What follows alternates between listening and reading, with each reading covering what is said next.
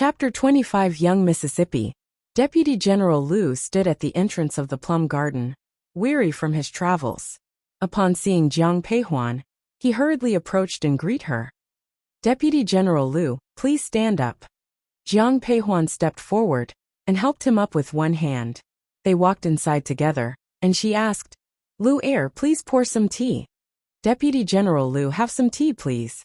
Just dismounted from his horse, Deputy General Liu's mouth was parched. He gratefully accepted the teacup from Liu and drained it in one gulp. Liu pour him another cup. It took 3 cups of water for Deputy General Liu to recover. Taking a seat beside Jiang Peihuan, he spoke softly. Young miss, the general and madam have achieved a significant victory and will return to the capital today. How is my big brother? Did anything happen to him during this expedition? Jiang Peihuan was already aware of Jiang Hong and Shui Yan's victory, as the outcome had been the same in her previous life. Her primary concern at the moment was Jiang Changbai. Young miss, just as you suspected, your elder brother has indeed been poisoned. How is he now? Jiang Peihuan clenched her fists, thinking of Jiang Shangbai's fate in her previous life. She looked at Deputy General Liu with an anxious expression. When I arrived at the military camp, your brother's condition was already critical. The military doctor diagnosed that the eldest young master had a cold, but despite taking plenty of medication, he showed no signs of improvement. Following your advice, I carefully observed his symptoms. The general and madam finally believed he had been poisoned. They administered the medicine you prepared, and by the time I left, his condition had improved. That's a relief, a real relief. With the situation improving, it seemed Jiang Shangbai's life was no longer in danger. In this life, she doesn't want to lose her elder brother again, and her parents wouldn't lose their eldest son. By the way, did you deliver the letter I wrote to my father? As Jiang Peihuan thought of Jiang Shangbai's poisoning, she remembered Meng Yi. At this moment, Meng Yi was still Jiang Hong's trusted aide.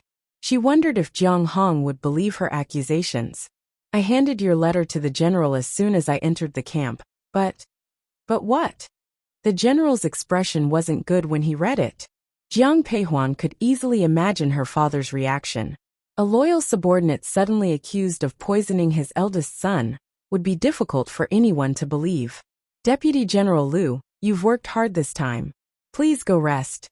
Young miss, I'll take my leave now. Upon receiving Jiang Peihuan's nod of approval, Deputy General Liu left the plum garden. Watching him depart, Jiang Peihuan's thoughts turned somber.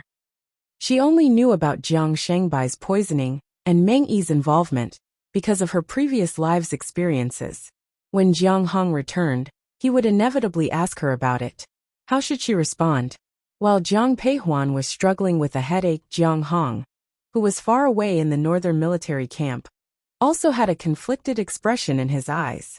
Are you still thinking about what Huan said? As soon as Shui Yan entered the tent, she saw Jiang Hong sighing incessantly. They had been married for many years, and their relationship had always been harmonious. Naturally, she knew what her husband was thinking. Jiang Hong still held the letter that Jiang Peihuan had asked Deputy General Liu to deliver. When he saw the words "Be careful of Meng Yi" on it, he couldn't help but frown. Yan why do you think Huan would say such a thing? Also, if it wasn't for Huan sending those medicines, Changbai would have been in real danger. This is the northern border, thousands of kilometers away from the capital. How could she know all this? You haven't slept for days because of this. Shui Yan smiled when she saw the worry in Jiang Hong's eyes. Then, she looked at Jiang Hong and said softly, We'll be returning to the capital soon. We can ask Huan and then we'll know the answer. Also, Huan is our daughter. No matter what she does, she won't harm us. But what about Meng Yi? Brother Hong, I know Meng Yi has followed you for many years and even saved your life.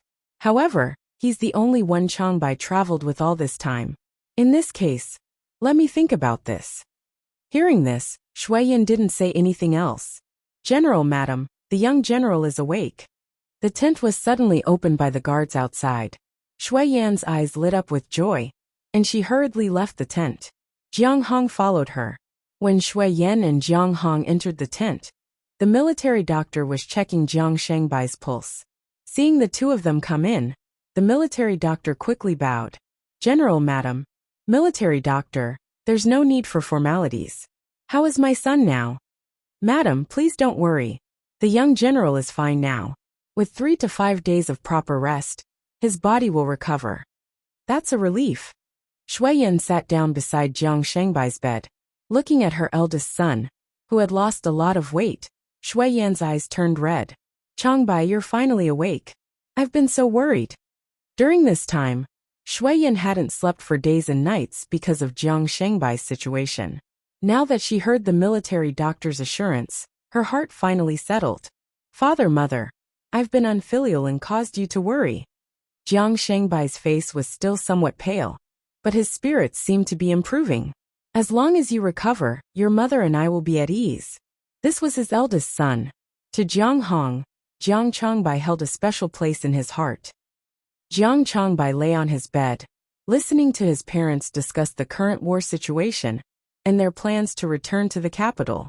When he heard about the return, Jiang Changbai looked at his parents and asked, Father, mother, I heard that I was able to wake up this time because Huan Air had medicine sent from the capital. Is this true? Jiang Hong didn't publicize the matter, but he wouldn't hide it from Jiang Changbai either. Hearing his eldest son's question, he nodded. Yes, it's true. Seeing his father's nod, Jiang Shangbai's eyes showed a hint of surprise. At this moment, Shuiyan suddenly held Jiang Shangbai's hand. Changbai, I want to ask you, do you know how you were poisoned this time? Mother, I honestly don't know why I was poisoned. I was with Uncle Meng the entire time. But after returning to the military camp, I felt extremely unwell. At first, I thought I was just too tired, but I didn't expect it to be poison. Changbai, think carefully. When you were with Meng Yi, did you eat or drink anything? Mother, are you suspecting Uncle Meng? Jiang Changbai was quick-witted and grasped the meaning behind his mother's words. He initially thought he was mistaken, but Shuiyan nodded directly. Your sister not only sent the medicine for your poisoning, but also a letter. This, hearing Shuiyan's words, Jiang Shangbai's eyes filled with complex emotions. He looked at his father, only to find Jiang Hong uncharacteristically silent. Changbai, this matter is of great importance. You must think it through carefully. Sorry for the inconvenience. Thank you very much. Chapter 26 Mother. During this battle, Uncle Meng and I practically ate and lived together. The only difference was when we returned, I drank water from Uncle Meng's water bag, but he drank from it too. In that case, Shangbai's poisoning should have nothing to do with Meng Yi. Upon hearing this, Jiang Hong spoke softly. However, as soon as he finished, Shuiyan retorted, what if he took an antidote beforehand? Ugh, whether it's a misunderstanding or not, both of you need to take this matter seriously. Whether it's a misunderstanding or not, you and your son have to take this matter to heart. Men and women think differently. Although Jiang Peihuan did not explain the reason, Shuiyan knew that her daughter would never wrongly accuse someone for no reason. Jiang Peihuan wasn't aware of what was happening within the Northern Region Army.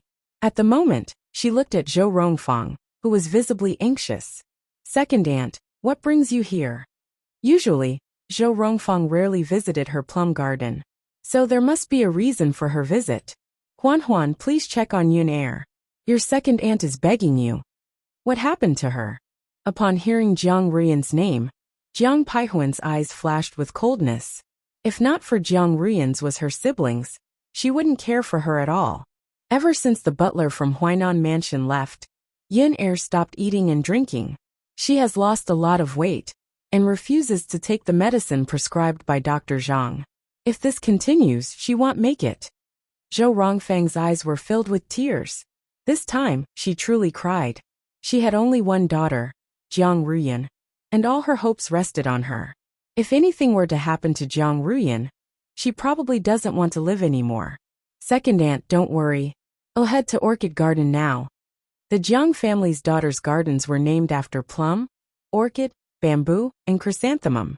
As the second oldest, Jiang Ruyan lived in Orchid Garden. Take it away. I won't drink it. Take it away. Miss, please just have a little. As Jiang Peihuan entered Orchid Garden, she heard Jiang Ruyan's yelling and the sobbing of the young servant girl. She frowned and pushed the door open. "Young miss." Jiang Rian's maid Lan Er quickly bowed upon seeing Jiang Peihuan glancing at the shattered pieces on the floor. Jiang Peihuan instructed, "Go and prepare another bowl of the medicine. Second miss needs to drink." "Yes." Lan Er left in a hurry. Jiang Peihuan approached, with Yi Xiao and Lu Er following her. Jiang Rian turned upon hearing the voice, and when she saw Jiang Peihuan, her eyes showed a hint of complexity. She despised Jiang Peihuan, but during their time in Huainan Mansion, she had protected her. "Why have you come?" In the end, Jiang Rian couldn't help but look at Jiang Peihuan, who was sitting on a chair, and asked, "I heard from second aunt that you're not eating or drinking. Jiang Rian, do you think you haven't created enough chaos in this family?" Upon hearing Jiang Peihuan's words and seeing the mockery in her eyes, anger surged in Jiang Rian's eyes. "Jiang Peihuan, this is my business, it's not your concern. Don't assume that because you helped me in the Huainan Mansion, you can boss me around. Young miss, the medicine is here." Lan Er, who was standing outside the door, overheard the commotion inside and hurried in with the medicine. However, Lan Er's actions infuriated Jiang Rian. As she watched Lan Er enter, Jiang Rian angrily threw the teacup from the bedside at her. "Wretched girl, whose servant are you? Who told you to prepare the medicine? Take it and dump it." The teacup hit Lan Er's body, causing her to gasp in pain. Seeing this, Jiang Peihuan's eyes turned even colder. She looked at Lan Er and ordered, "Bring the medicine over."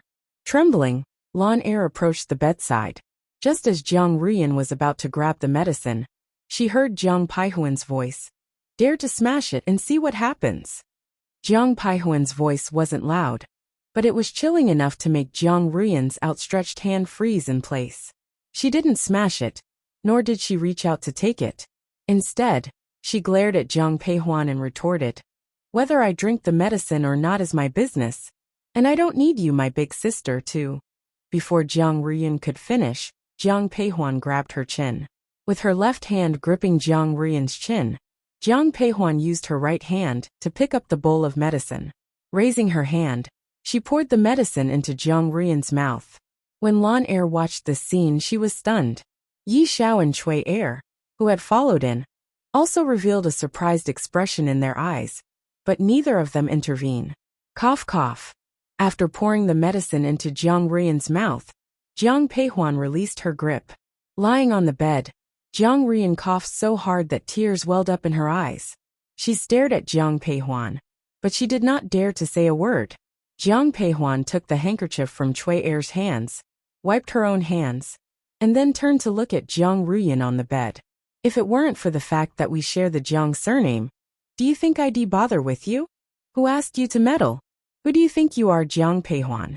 Seeing me like this, you must be very proud and happy, right?" Jiang Rian's eyes filled with tears as she yelled at Jiang Peihuan, sobbing as she spoke.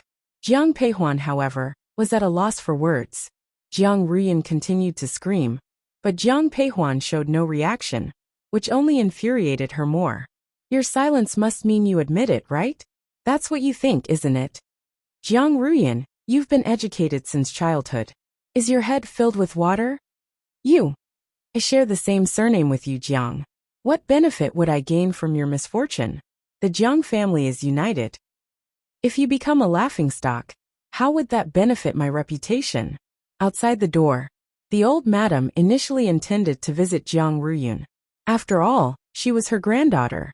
However, upon hearing Jiang Peihuan's words, the old madam's eyes were filled with contentment. Holding Nanny Zu's hand, the old madam whispered, "Yuzhen, let's go. Aren't you going in to see second miss? With Huan Er here, shall be fine." Nanny Su didn't say anything more and helped old Madam Jiang leave. Lu Xiao, who was following behind the old madam, saw this and stepped forward to hold the old madam's other hand. The old madam glanced at her and didn't refuse her assistance like before. Inside the room, Jiang Rian remained silent upon hearing Jiang Peihuan's words. She leaned against the headboard.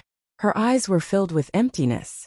Jiang Peihuan sat down again, looked at her, and whispered, "Tell me, do you still want to marry into the Huainan's family?" "What do you mean by that, big sister?"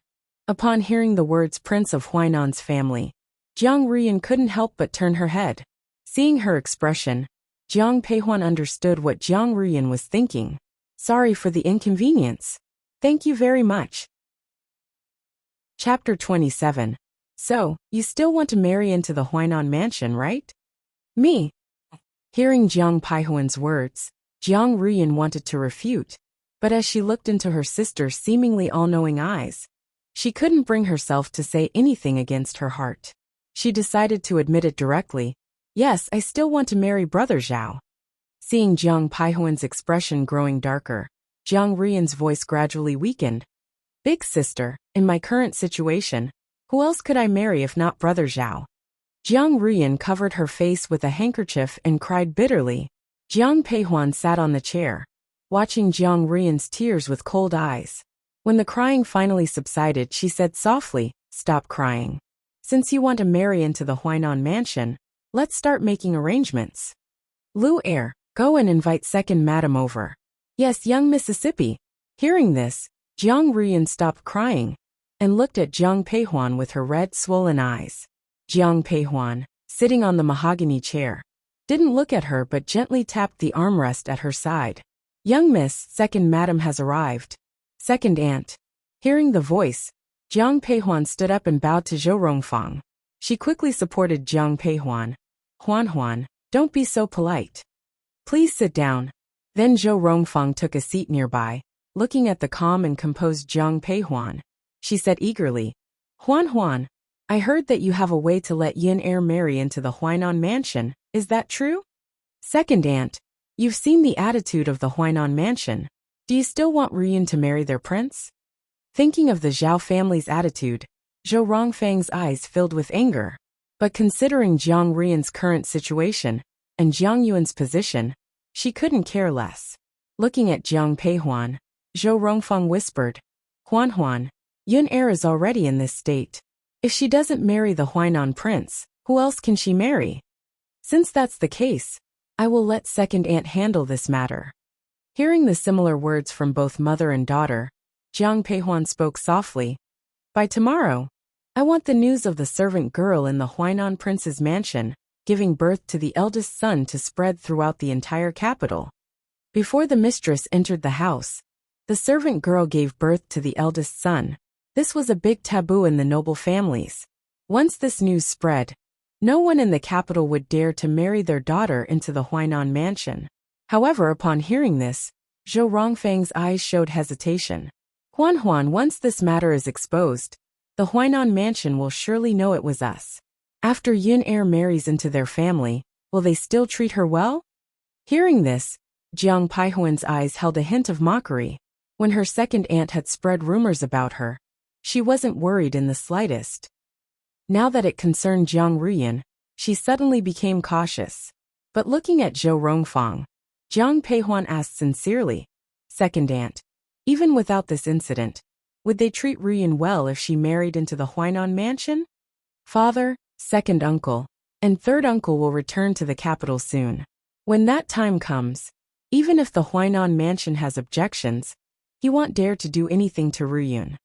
Yes, our eldest uncle will be back soon. With him around, the Huainan mansion won't dare to act recklessly. I'll make the arrangements right away. With that, Zhou Rongfang left with the maid, leaving only Jiang Peihuan and Jiang Ruyan in the room. After some thought, Jiang Peihuan softly asked, Even if the Prince of Huainan treats you poorly in the future, will you still marry him? Hearing Jiang Peihuan's words, Jiang Ruyan's eyes filled with doubt and hesitation, but she nodded and defended herself softly. Brother Zhao was very kind to me before. I believe that after uncle returns, the Huainan mansion won't make things difficult for me. Out of respect for uncle. Forget it. She had said all that she could.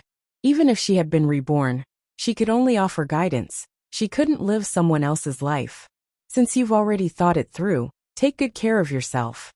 After she finished speaking, Jiang Peihuan slowly stood up. Yi Xiao and Lu Er followed her. Big sister. Jiang Ruyan sat on the bed and looked at Jiang Peihuan, who had walked to the door. She suddenly called out. Hearing the voice behind her, Jiang Peihuan stopped and turned her head. but she didn't say anything, only gazing at her. Big sister, thank you. Also, I was muddle-headed about what happened before. I apologize to you for that. Hearing this, Jiang Paihuan's eyes revealed a touch of surprise, and the coldness in her eyes softened. After being reborn, some things were changed. Let the past stay in the past. However, I hope you won't regret marrying into the Huainan King's mansion. As soon as Zhou Rongfang had arranged for people to spread the rumors, Han Feng hurried into his master's study. Upon opening the door, Han Feng saw his master drawing with a brush.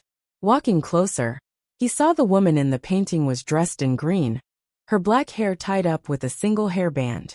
The black whip in her hand swung in a beautiful arc. The person in the painting was Jiang Peihuan.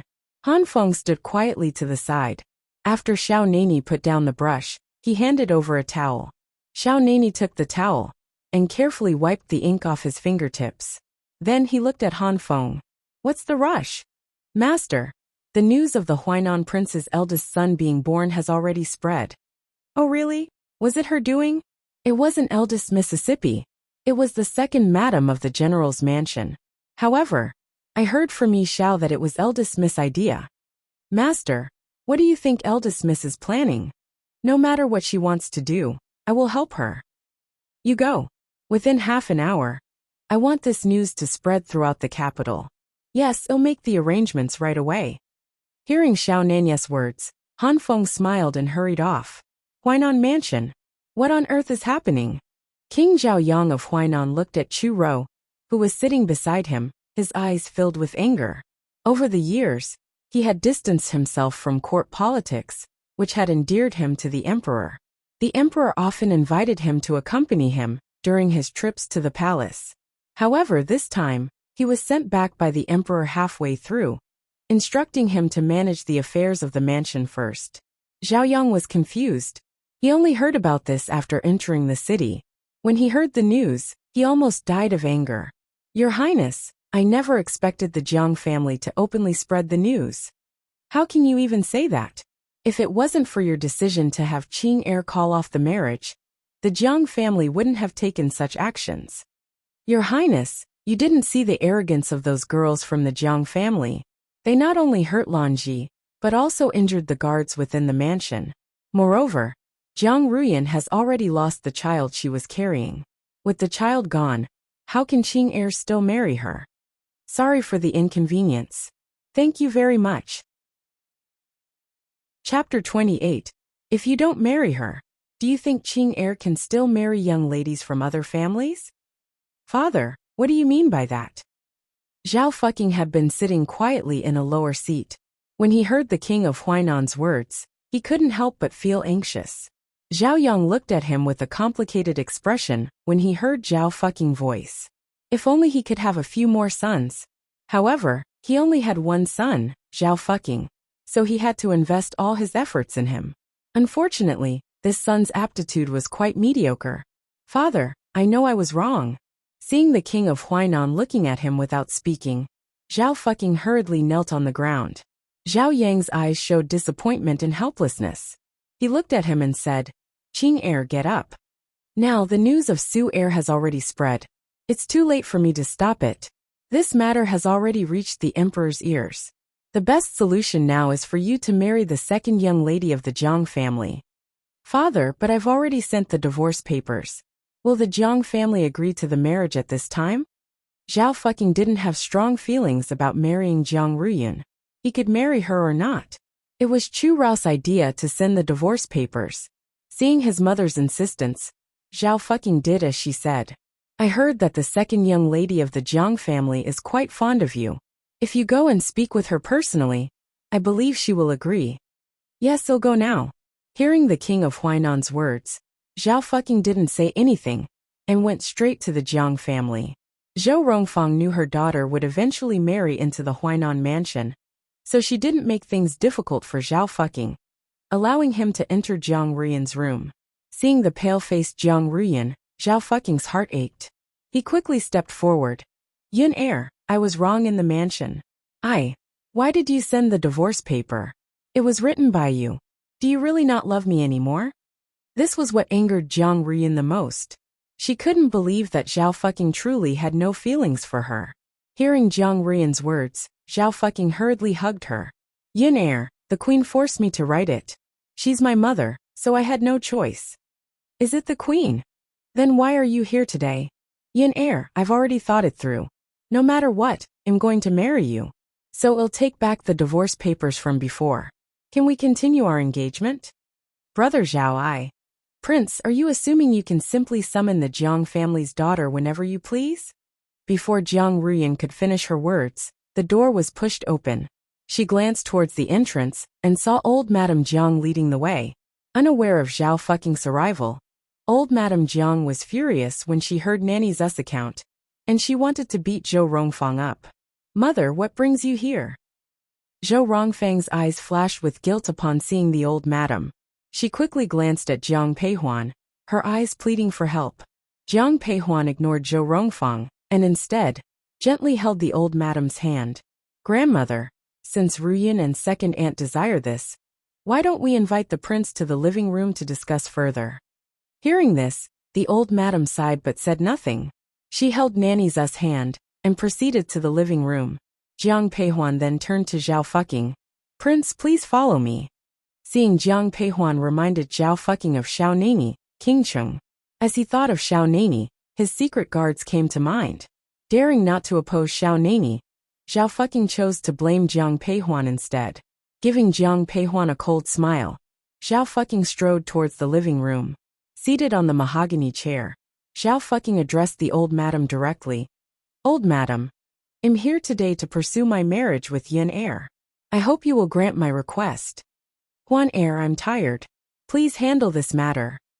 The old madam didn't even glance at Zhao fucking, her gaze fixed on Jiang Peihuan. Jiang Peihuan nodded and softly replied, Grandmother, rest assured. I will handle it properly. Mother, let me escort you back.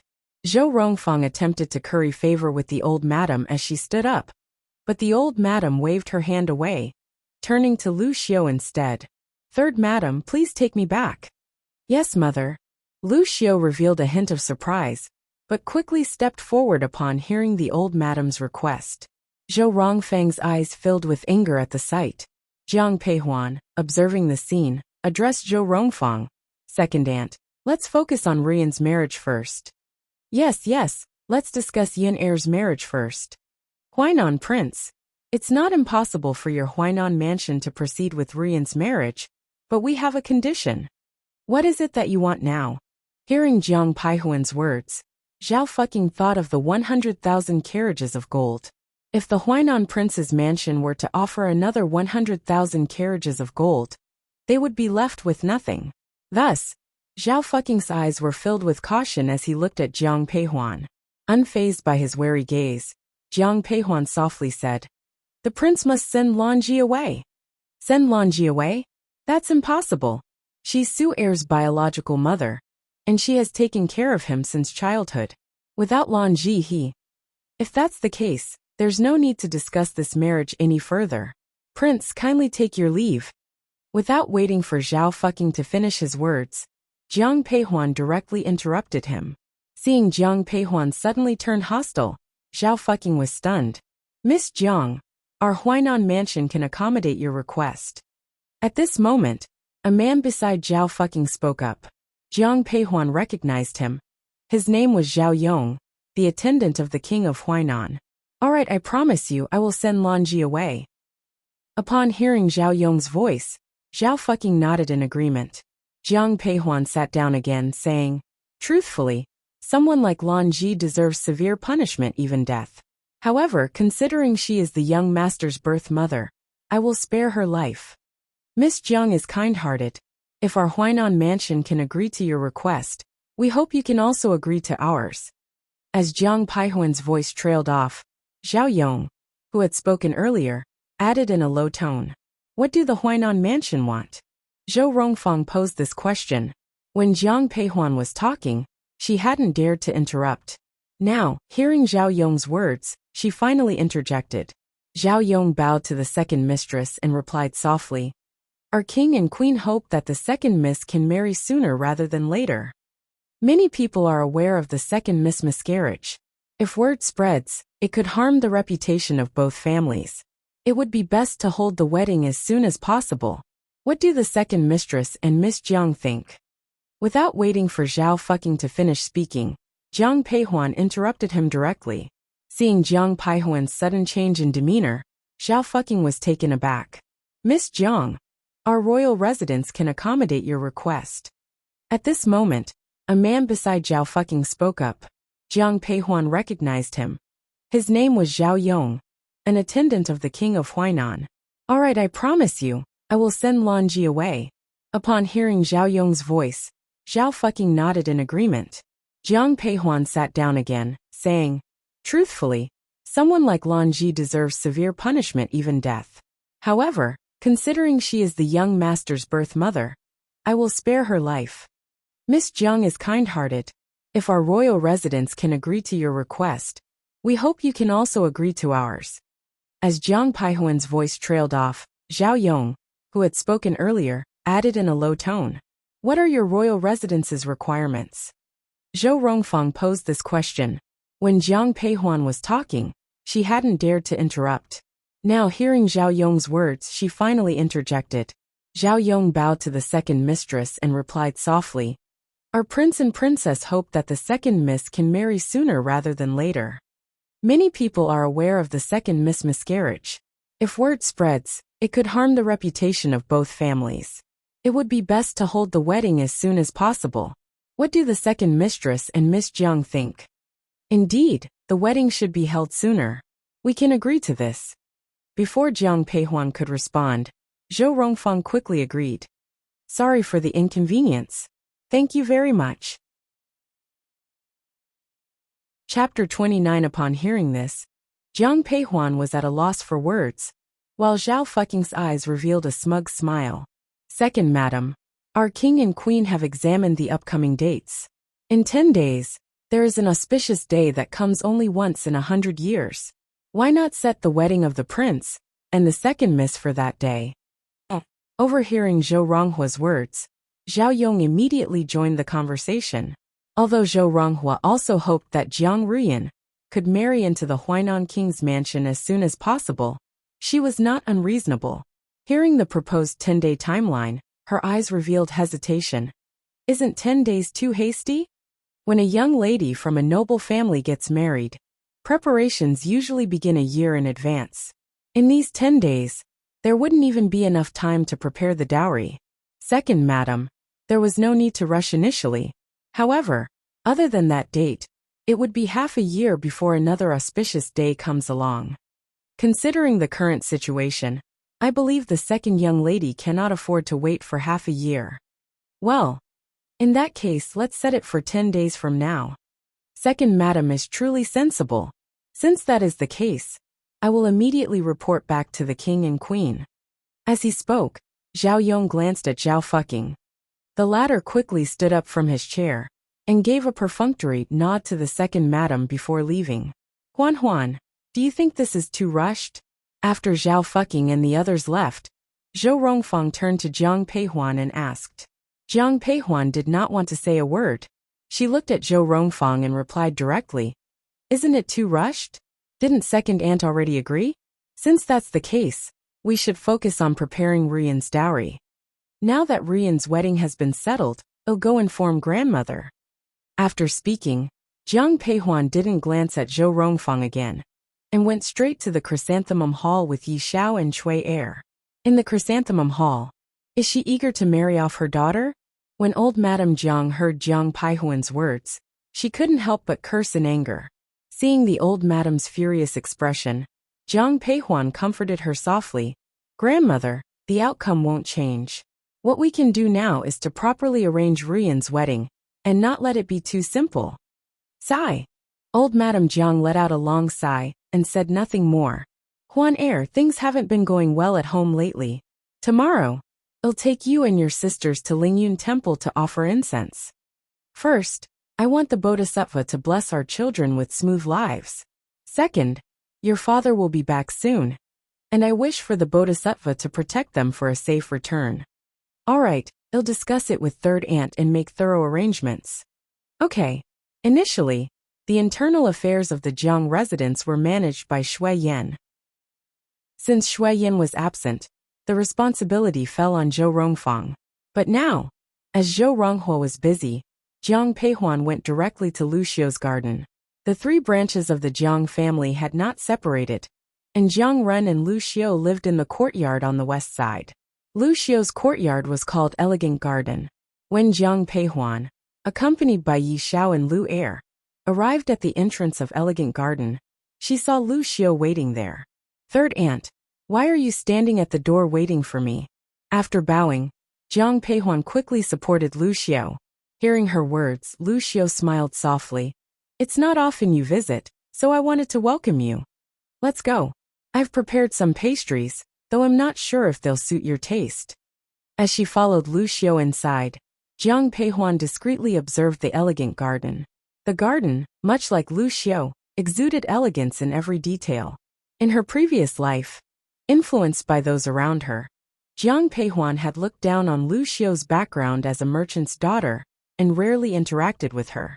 However, after she had faced difficulties, Lu Xiu was willing to help her. Recalling the kindness from her past life, Jiang Peihuan's expression grew warmer. "I've always heard third aunt has an elegant demeanor. It's truly so." "You're teasing me, dear. Come and sit." Instead of going inside, Lu Xiu led Jiang Peihuan to sit in the courtyard, where a table with pastries and tea had already been set. After sitting down, Lu Xiu personally handed her a piece of pastry. "Try it." The pastry in Lu Xiu's hand was shaped like a plum blossom, small and delicate. Jiang Peihuan took it and gently bit into it.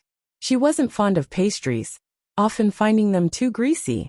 However, this pastry wasn't overly sweet and carried a hint of plum blossom fragrance. "How is it?" "This pastry tastes wonderful. Where did third aunt buy it?" "I'd like to buy some for grandmother later." "Young miss, I'm afraid you won't find these pastries for sale." "Oh." Lu Xiu's wet nurse, Nanny Lu, stepped forward. After bowing, she smiled and said, "Madam made this pastry herself." "Third aunt, you're truly talented. It's just a small skill. If you like it, I'll make more and have the maids deliver them to your garden." "Thank you, third aunt." "Third aunt, I came to see you today to discuss our visit to Lingyun Temple to offer incense tomorrow." After setting down the pastries in her hand, Jiang Peihuan began to discuss the matter at hand. However, upon hearing this, Lu Xiu's eyes filled with doubt. "Huan Er, shouldn't we discuss this with second sister-in-law? Yin Yun's wedding is scheduled for 10 days from now. During this time, second aunt will likely be too busy to manage household affairs. So grandmother, and I think it's best for third aunt to handle these matters during this period. I've never managed the internal affairs of the residence before. I'm afraid I won't do well." "Third aunt, don't be modest. You come from the Lu family, so these matters should be no trouble for you." Others might not know, but Jiang Peihuan, who had been reborn, was well aware of her third aunt's capabilities. As the only young daughter of the Lu family, she was not only proficient in music, chess, calligraphy, and painting but also excelled in business. "In that case, I'll do my best." After agreeing to visit Lingyun Temple to offer incense with Lu Xiu, Jiang Peihuan left with her servant. As she left, Lu Xiu whispered to her nanny, "Do you think Huan Er has been treating me differently lately? It seems like we've grown much closer." "Eldest miss has always had a good relationship with third master since childhood. Now that you're familiar with each other, it's natural to be close." "You're right. If only I could have a daughter like Huan Er in the future. It would also be nice to have a son like young Master Songbai." Lu Xiu's smile deepened at the thought of her son. Elder sister, elder sister." Jiang Peihuan had just stepped out of Elegant Garden when she saw a young boy running straight towards her. The boy wore a sapphire blue robe, his forehead covered in sweat. He was Lu Xiu's son, the youngest of the Jiang family, Jiang Songbai. "You must have just come back from school, running and sweating so much." Taking a handkerchief from her sleeve, Jiang Peihuan gently wiped Jiang Songbei's sweat, her eyes filled with tenderness. "Sorry for the inconvenience." "Thank you very much." Chapter 30. Although he was young, the boys of the Jiang family were quite tall. At only 12 years old, Jiang Songbua was already a head taller than Jiang Peihuan. Seeing Jiang Peihuan take out a handkerchief, he deliberately lowered his head. Did you come from mother's garden, eldest sister? Yes, discussing with third aunt about going to Lingyun Temple to offer incense tomorrow. Since you're back today, you can join us tomorrow. I'm going too? Burning incense is usually done by women. What should I do there? Don't talk nonsense. No one said that boys can't offer incense. Hearing Jiang Songbei's words, Jiang Peihuan gently scolded him with a smile. He also smiled. Since you're going, I'll join you. Alright, go back and change your clothes. Don't run around when you're sweaty. Be careful not to catch a cold. If you fall sick, third aunt will be worried. You, eldest sister, you're almost as naggy as mother. Jiang Songbei dragged out his tone and ran away with a smile when he saw Jiang Peihuan frowning.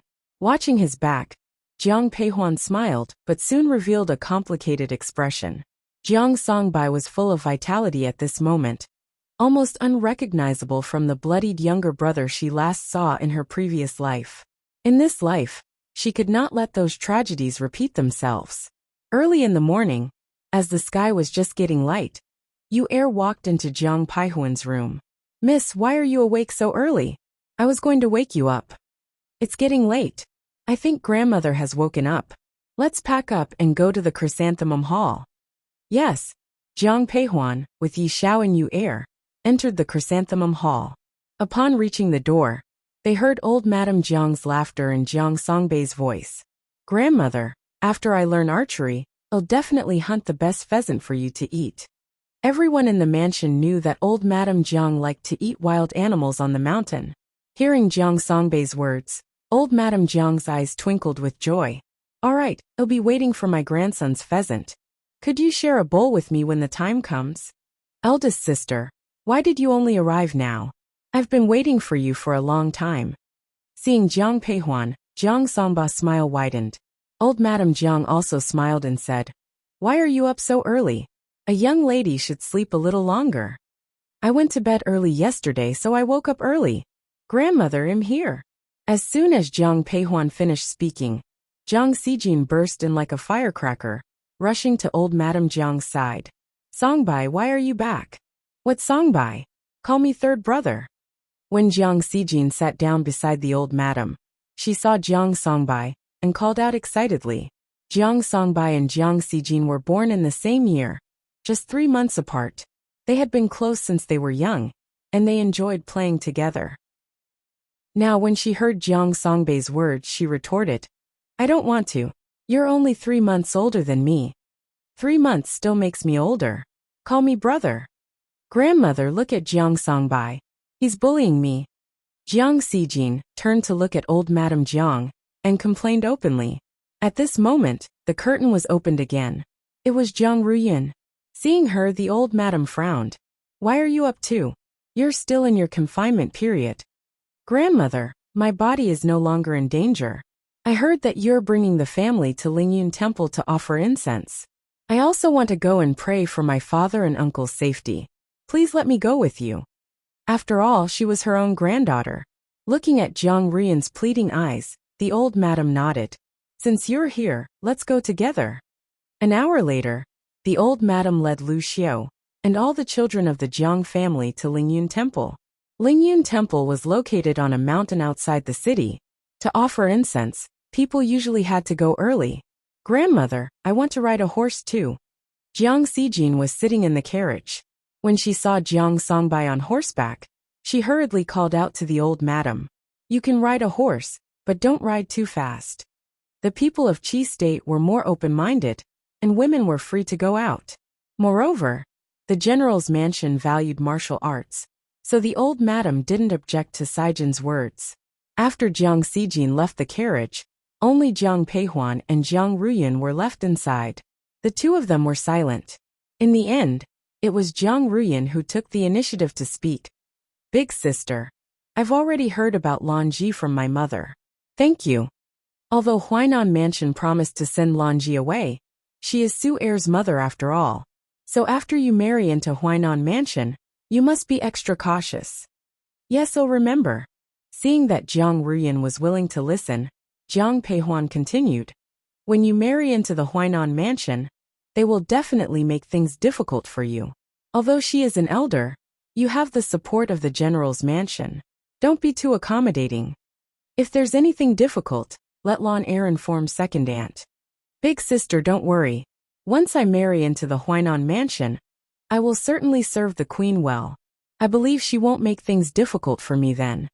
Jiang Peihuan was left speechless. She decided to let it go, knowing that everyone had their own destiny and couldn't be forced. Young miss, we have arrived. As the sky began to brighten, Jiang Peihuan followed the old madam into Lingyun Temple. The abbot was already waiting for them. Seeing the old madam, he slowly approached her. Old madam, welcome. Apologies for disturbing you today, abbot. The abbot of Lingyun Temple, Master Wukong, was already in his 80s, but appeared to be in great spirits. The old madam's eyes filled with respect when she saw him. It wasn't time to offer incense yet. The old madam glanced at the children behind her and instructed Jiang Peihuan. Huan Air, take them for a walk around the back mountain, but make sure they don't cause any trouble. Understood, grandmother. The old madam left with the abbot, and Lu Xiu accompanied her. As soon as they departed, Jiang Xijin said to Jiang Peihuan, Big sister, the peaches on the back mountain must be ripe by now. I want to pick some and have a taste. With that she ran off. Seeing her figure, Jiang Peihuan quickly glanced at Jiang Songbai. Before she could speak, Jiang Songbai whispered, Big sister, I'll go and keep an eye on her. Alright, go ahead. Just make sure she doesn't cause any trouble. Big sister, I'm going to rest in the side room. Jiang Ruyan hadn't felt anything while in the carriage, but after walking for a while, she started feeling very uncomfortable. Hearing her words, Jiang Peihuan nodded in agreement. Now only Jiang Peihuan was left. After a moment of thought, she walked along a small path to the side. However, she hadn't gone far when she sensed someone following her. Furrowing her brow, Jiang Peihuan pulled out the long black whip from her waist. As the sound behind her drew nearer, she swiftly whipped it backward. Wait! Stop, it's me! Seeing Jiang Peihuan about to strike again, Xiao Juanhao quickly called out. Jiang Peihuan turned around and saw Xiao Juanhao holding his arm. Her eyes were filled with complex emotions and intense resentment. Sorry for the inconvenience. Thank you very much. Chapter 31. During this time, she believed she had gained control over her emotions. But when she saw Xiao Juanhao, she realized she had overestimated herself. The deep-seated hatred for the extermination of her family weighed heavily on her mind. As she thought about the fate of the Jiang family in her past life, Jiang Peihuan's hand gripping the whip tightened until it nearly bled. I came specifically to see you today, but I didn't expect to receive such a welcome gift. Xiao Juanhao examined the wound on his arm, his eyes turned cold. When he looked at Jiang Peihuan, he saw her expression was equally cold, as though she was looking at a stranger. Frowning, he approached her and whispered, Please forgive me, King Qing. I thought there was a villain, so I attacked. Forcing herself to suppress the hatred in her heart, Jiang Peihuan replied with a distant look in her eyes. Though her words conveyed an apology, her eyes held no trace of remorse. Her gaze even held a faint hint of mockery. Though her whip was fast, Xiao Juanhao could have dodged it. Yet, he maintained the appearance of having no martial arts skills. However, Jiang Peihuan knew full well that the man before her was not weak. It's fine, I don't blame you. Huan Air, I came this time because I wanted to. Your Highness, please address me as Miss Jiang. Before the man could finish speaking, Jiang Peihuan interrupted him. Upon hearing her words, Xiao Junhao's eyes darkened. The warmth he once had vanished, replaced by a cold stare. What do you mean by this? Your Highness, the Qing King. I am a lady of the inner chamber. If you call me by my name so casually, I'm afraid it will tarnish my reputation. So, please have some self-respect, Your Highness. Jiang Peihuan's tone grew heavier with the last sentence. Xiao Juanhao was stunned upon hearing her words. He stared deeply at the woman before him, and if not for her familiar face, he would have doubted whether this Jiang Peihuan was an impostor. Not long ago, she was brimming with love for him, and was completely submissive. Why did she suddenly become so cold? What had happened between them? Huan, Miss Jiang, are you angry with me? Upon seeing her cold demeanor, Xiao Juanhao couldn't help but change the way he addressed her, anger flickering in his eyes. Jiang Peihuan seemed oblivious to his reaction. When she heard his words, she replied directly, "There is no conflict between you and me, so there is no reason for me to be angry.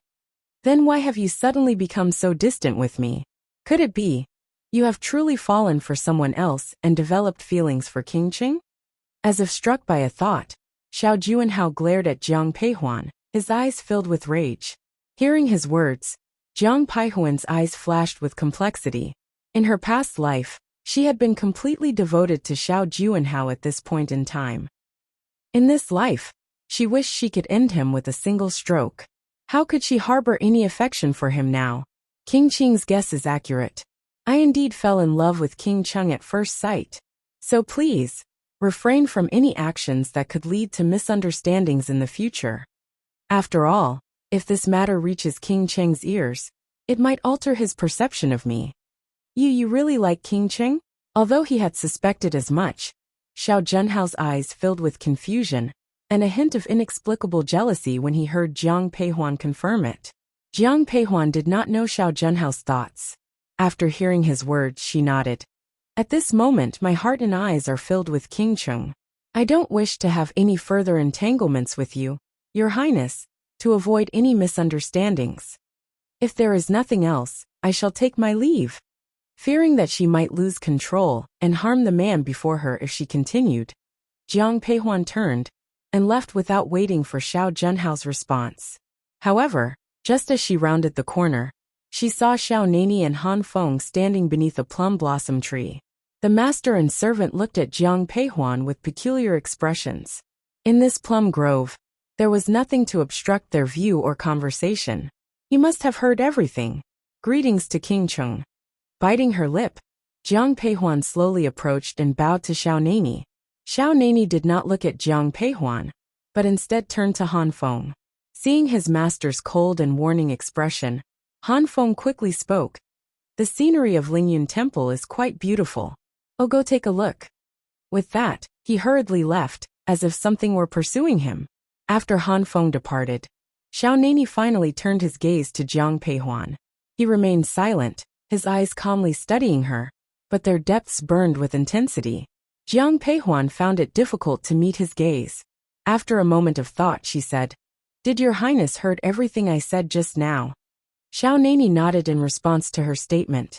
Upon seeing his nod, a rare hint of embarrassment crossed Jiang Peihuan's eyes. Jiang Peihuan bowed to Xiao Nani and spoke softly. "Qingqing, I apologize for today's events. I used you as an excuse, because I was left with no other choice. Your Highness, please consider my words today as a mere joke. Don't take them seriously." What if I do take it seriously? What did you say?" Before Jiang Peihuan could finish speaking, Xiao Nani gently interrupted her. He stepped closer, his deep eyes gazing intently into hers. As he spoke, his eyes were filled with earnestness. Seeing his expression, Jiang Peihuan was shocked. Xiao Nani had feelings for her? How could that be possible?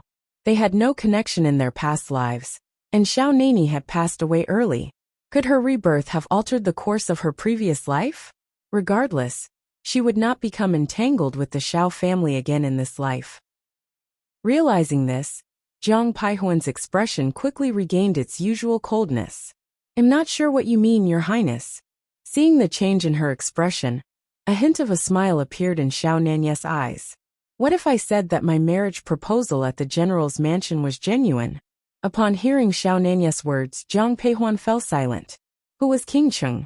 The emperor's own brother, an esteemed royal uncle who stood above countless others.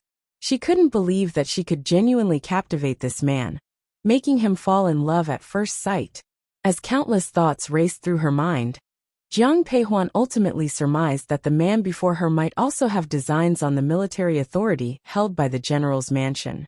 "Your Highness, the gravest taboo today is for king to engage in secret dealings with ministers. If the emperor learns that you covet my father's military power, I doubt it will benefit you in any way. Do you believe that I propose to you because I desire the military power your father holds? Sorry for the inconvenience. Thank you very much."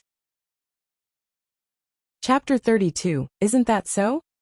Of course not. Xiao Nani instinctively wanted to deny it, but upon seeing Jiang Paihuan's guarded and cold gaze, he nodded instead. That's correct. I do wish to establish closer ties with General Jiang. Upon seeing Xiao Nani nod, Jiang Peihuan breathed a sigh of relief. She wasn't afraid of others scheming against her, but rather not knowing their plans. Your Highness, forgive my candor, but I fear your plan may fail. As Xiao Nani remained silent, Jiang Peihuan continued. Although my father holds military power, he is still a subject. He follows His Majesty's orders in all matters. Furthermore, I will also persuade my father to surrender the commander's seal. If your Highness has any designs on my father's military power, I'm afraid it will be a futile effort. You intend to persuade General Jiang to relinquish his military power? Hearing this, Xiao Nani's eyes widened with surprise. Others might not know the emperor's thoughts, but he was well aware. On the surface, the emperor held Jiang Hong in high regard. In reality, however, the emperor had long harbored suspicions, unbeknownst to the Jiang family. Now, hearing Jiang Paihuan's words, Xiao Nani realized he had underestimated the Jiang family. Indeed, as long as my father surrenders his military power, the Jiang family will be no more than ordinary officials. Will hold no value to the princes, nor to your Highness. Miss Jiang, I fear you may be oversimplifying matters. Xiao Nani looked at Jiang Peihuan approvingly, before speaking in a light tone. Upon hearing his words, Jiang Peihuan's eyes revealed a hint of confusion. Seeing the look in her eyes, Xiao Nani continued. Don't you know how highly respected your father is in the army? Even if he relinquishes his military authority, it won't affect his ability to deploy troops. Soldiers in the army only recognize Jiang Hong, and not the commander's seal. In that case, do you think His Majesty's will feel at ease if your father hands over his military power? Can your Jiang family still be safe? In her previous life, Jiang Peihuan was unaware of these matters.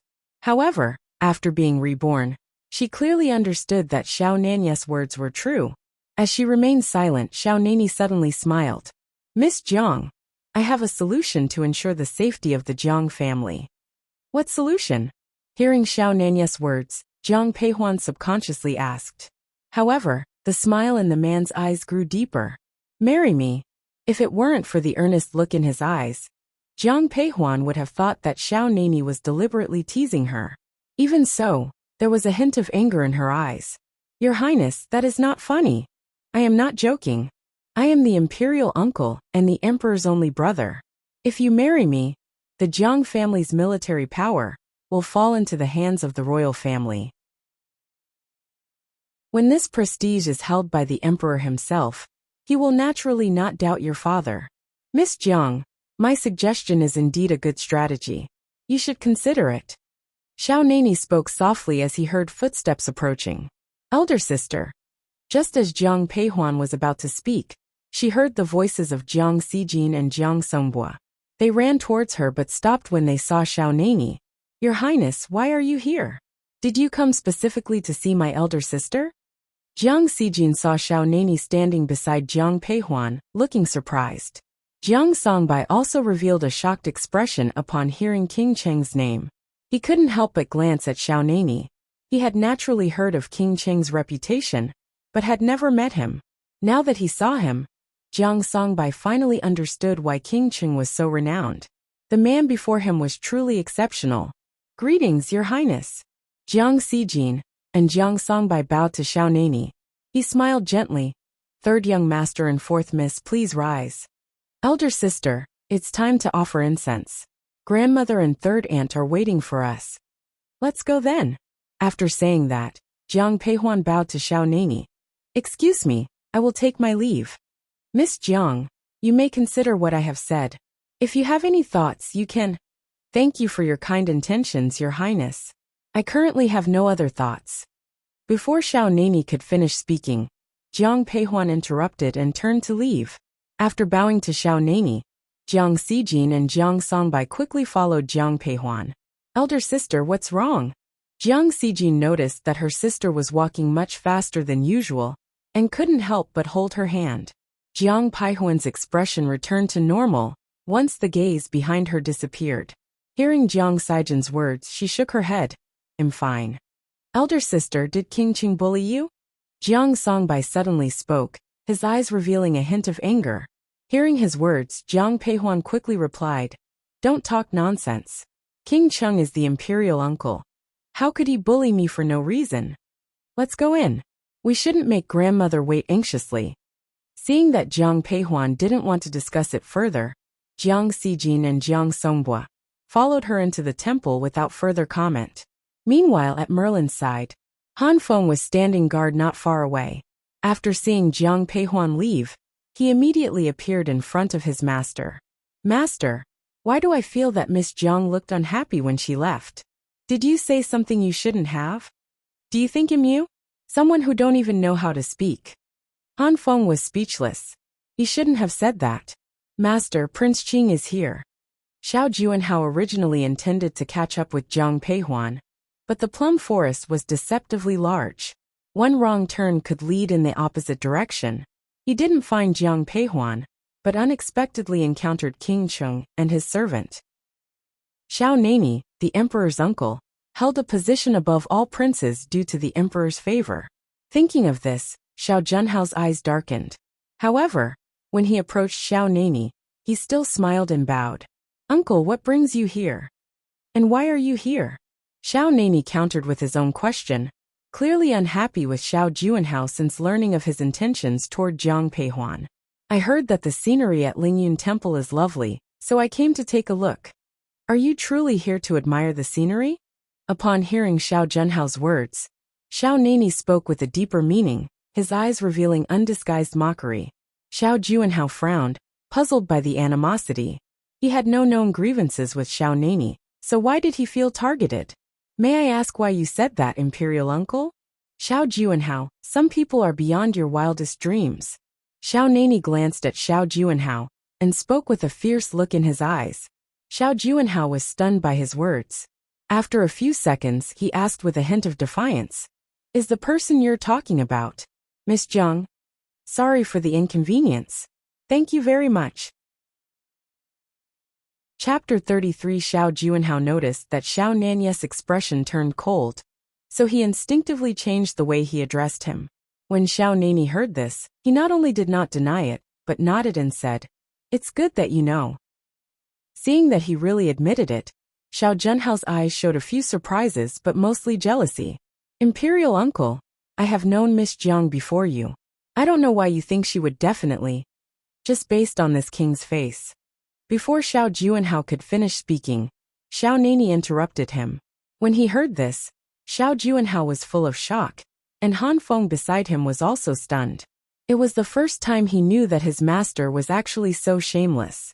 Xiao Juanhao wanted to argue, but upon seeing Xiao Nanya's face, he couldn't deny that King Cheng was the most handsome person in the capital. Remember what this king said. Otherwise, don't blame this king for not caring about the relationship between uncle and nephew. After saying this, Xiao Nani confidently walked away. Han Feng glanced at Xiao Juanhao with sympathy and quickly followed. Watching him leave, Xiao Junhao's eyes grew dark with frustration. At this moment, Pei Wu approached him.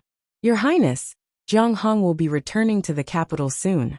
If you can't make Miss Jiang fond of you before then, it might be difficult for Jiang Hong to support you.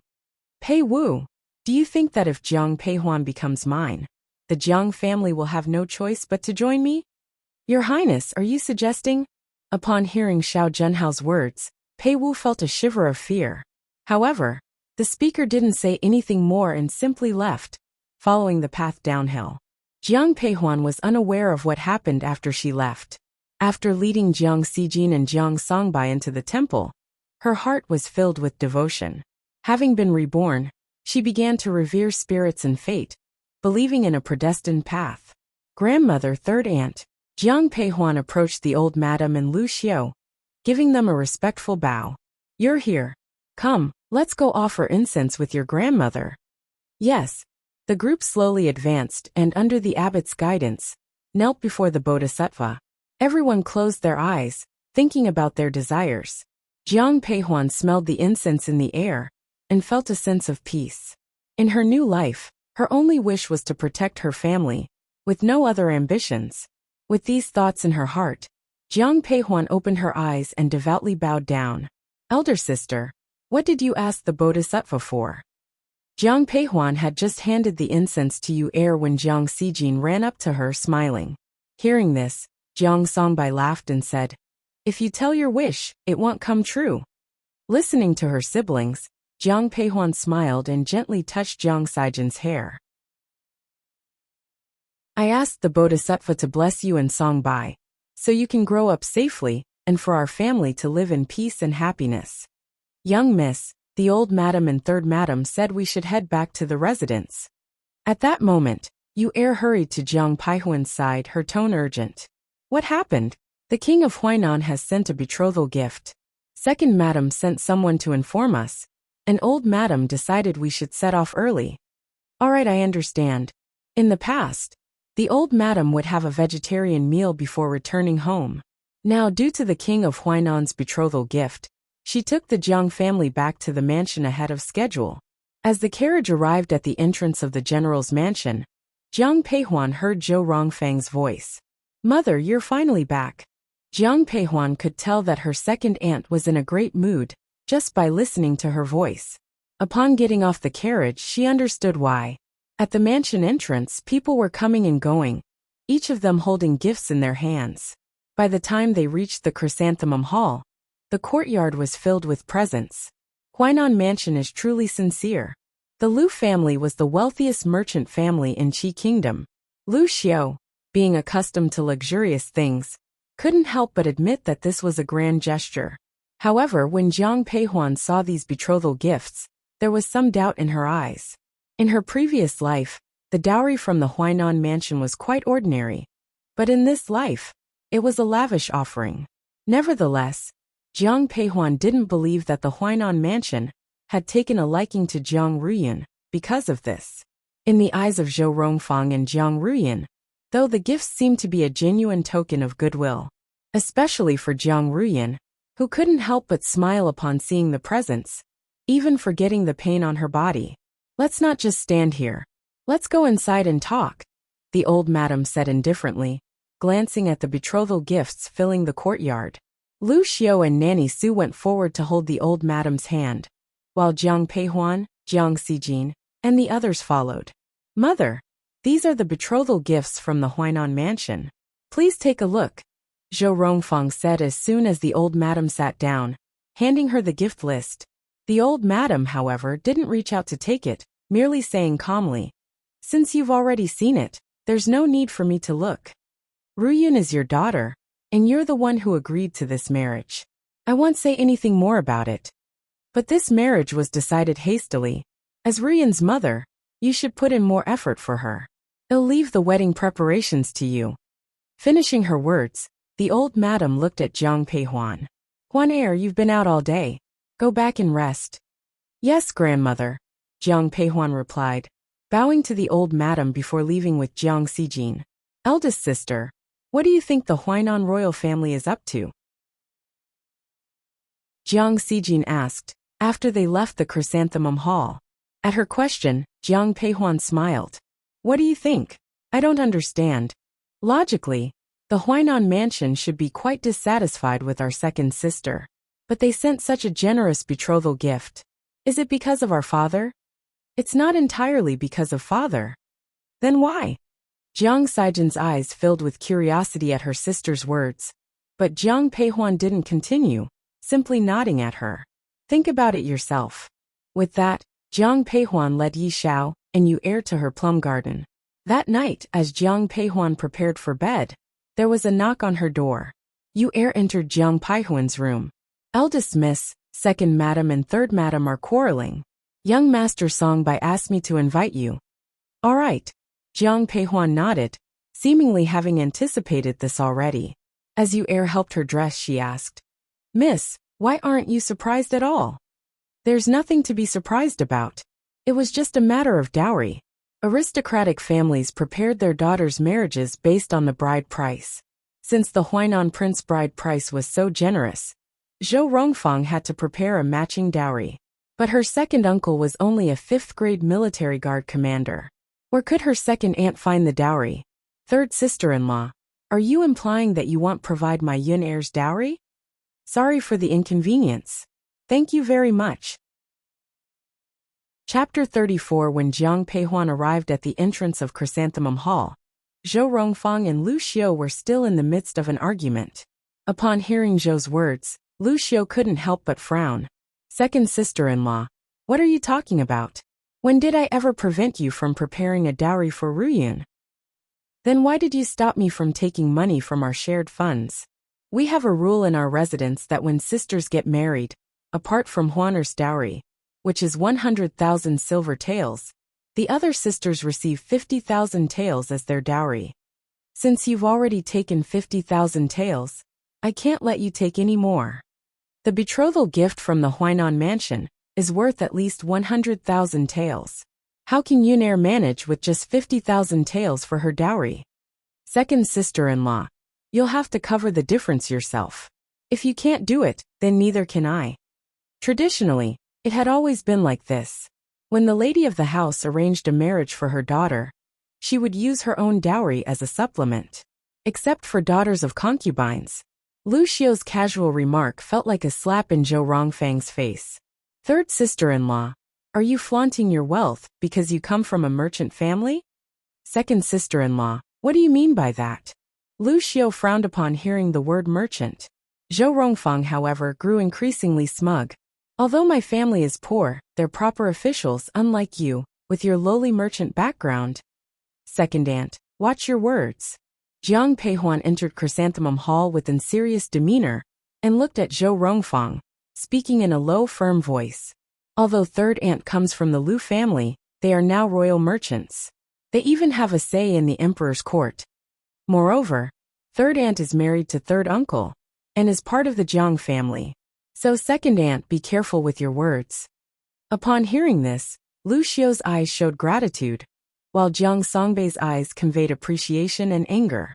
His mother's merchant background had led to ridicule from his second aunt since he was a child.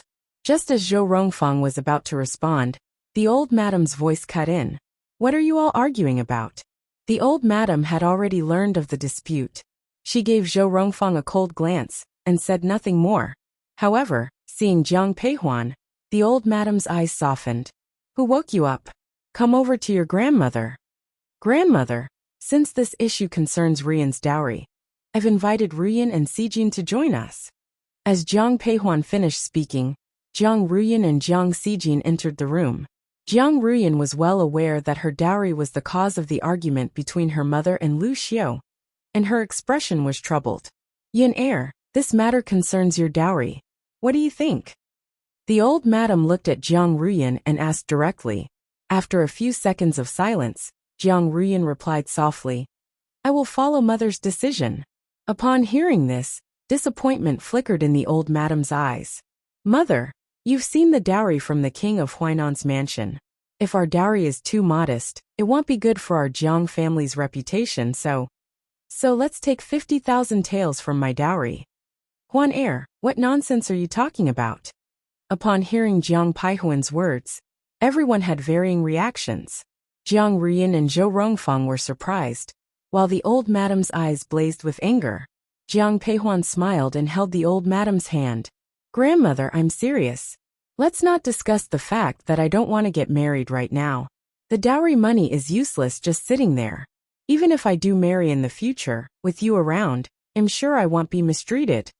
Ruyun is the first daughter of our Jiang family to get married. It's only appropriate for her dowry to be generous.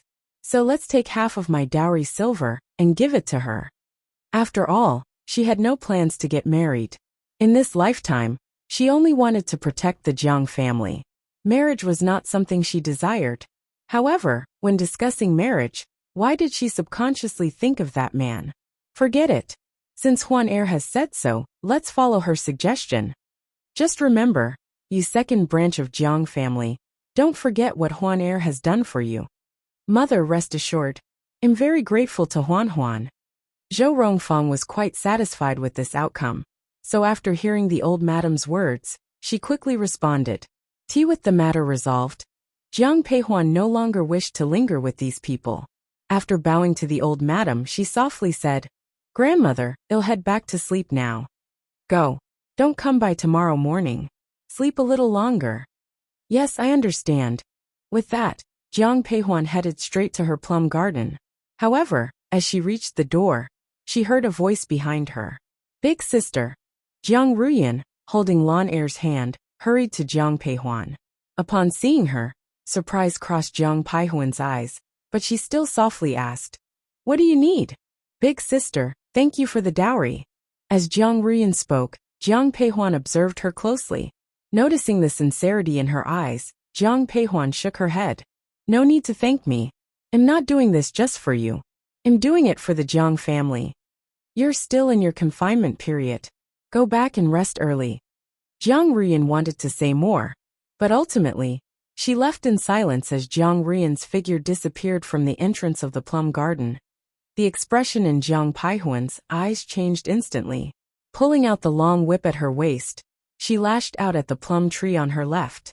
"Who's there? Come out." "Young miss, it's me. Please show mercy," Han Feng pleaded, looking at the long whip heading straight for him. Seeing him, Jiang Peihuan was slightly surprised. She put away her long whip and asked coldly, "What are you doing here?" "Young miss, I was ordered to deliver something to you," Han Feng explained, handing Jiang Peihuan a palm-sized box. Upon opening the box, an exquisite ruby ring was revealed. Han Feng presented the ring and said proudly, "Miss, this may look like an ordinary ring, but when you press the ruby, a hidden blade inside will pop out. The blade is made of cold iron and can cut through iron effortlessly." "What is King Cheng's intention in sending this ring?" she inquired. "I'm not sure, young Mississippi. My master only asked me to deliver the item to you," Han Feng replied hesitantly.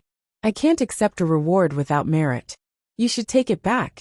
"Young miss, you can't abandon me in my time of need," Han Feng interrupted, kneeling before her. If not for Jiang Peihuan's status, he might have clung to her leg. "Young miss, this is an order from my master. If I fail to complete it, the consequences will be dire. So young miss, you must accept this ring. If you truly don't like it, you can return it personally to my master next time. What do you think? Sorry for the inconvenience. Thank you very much."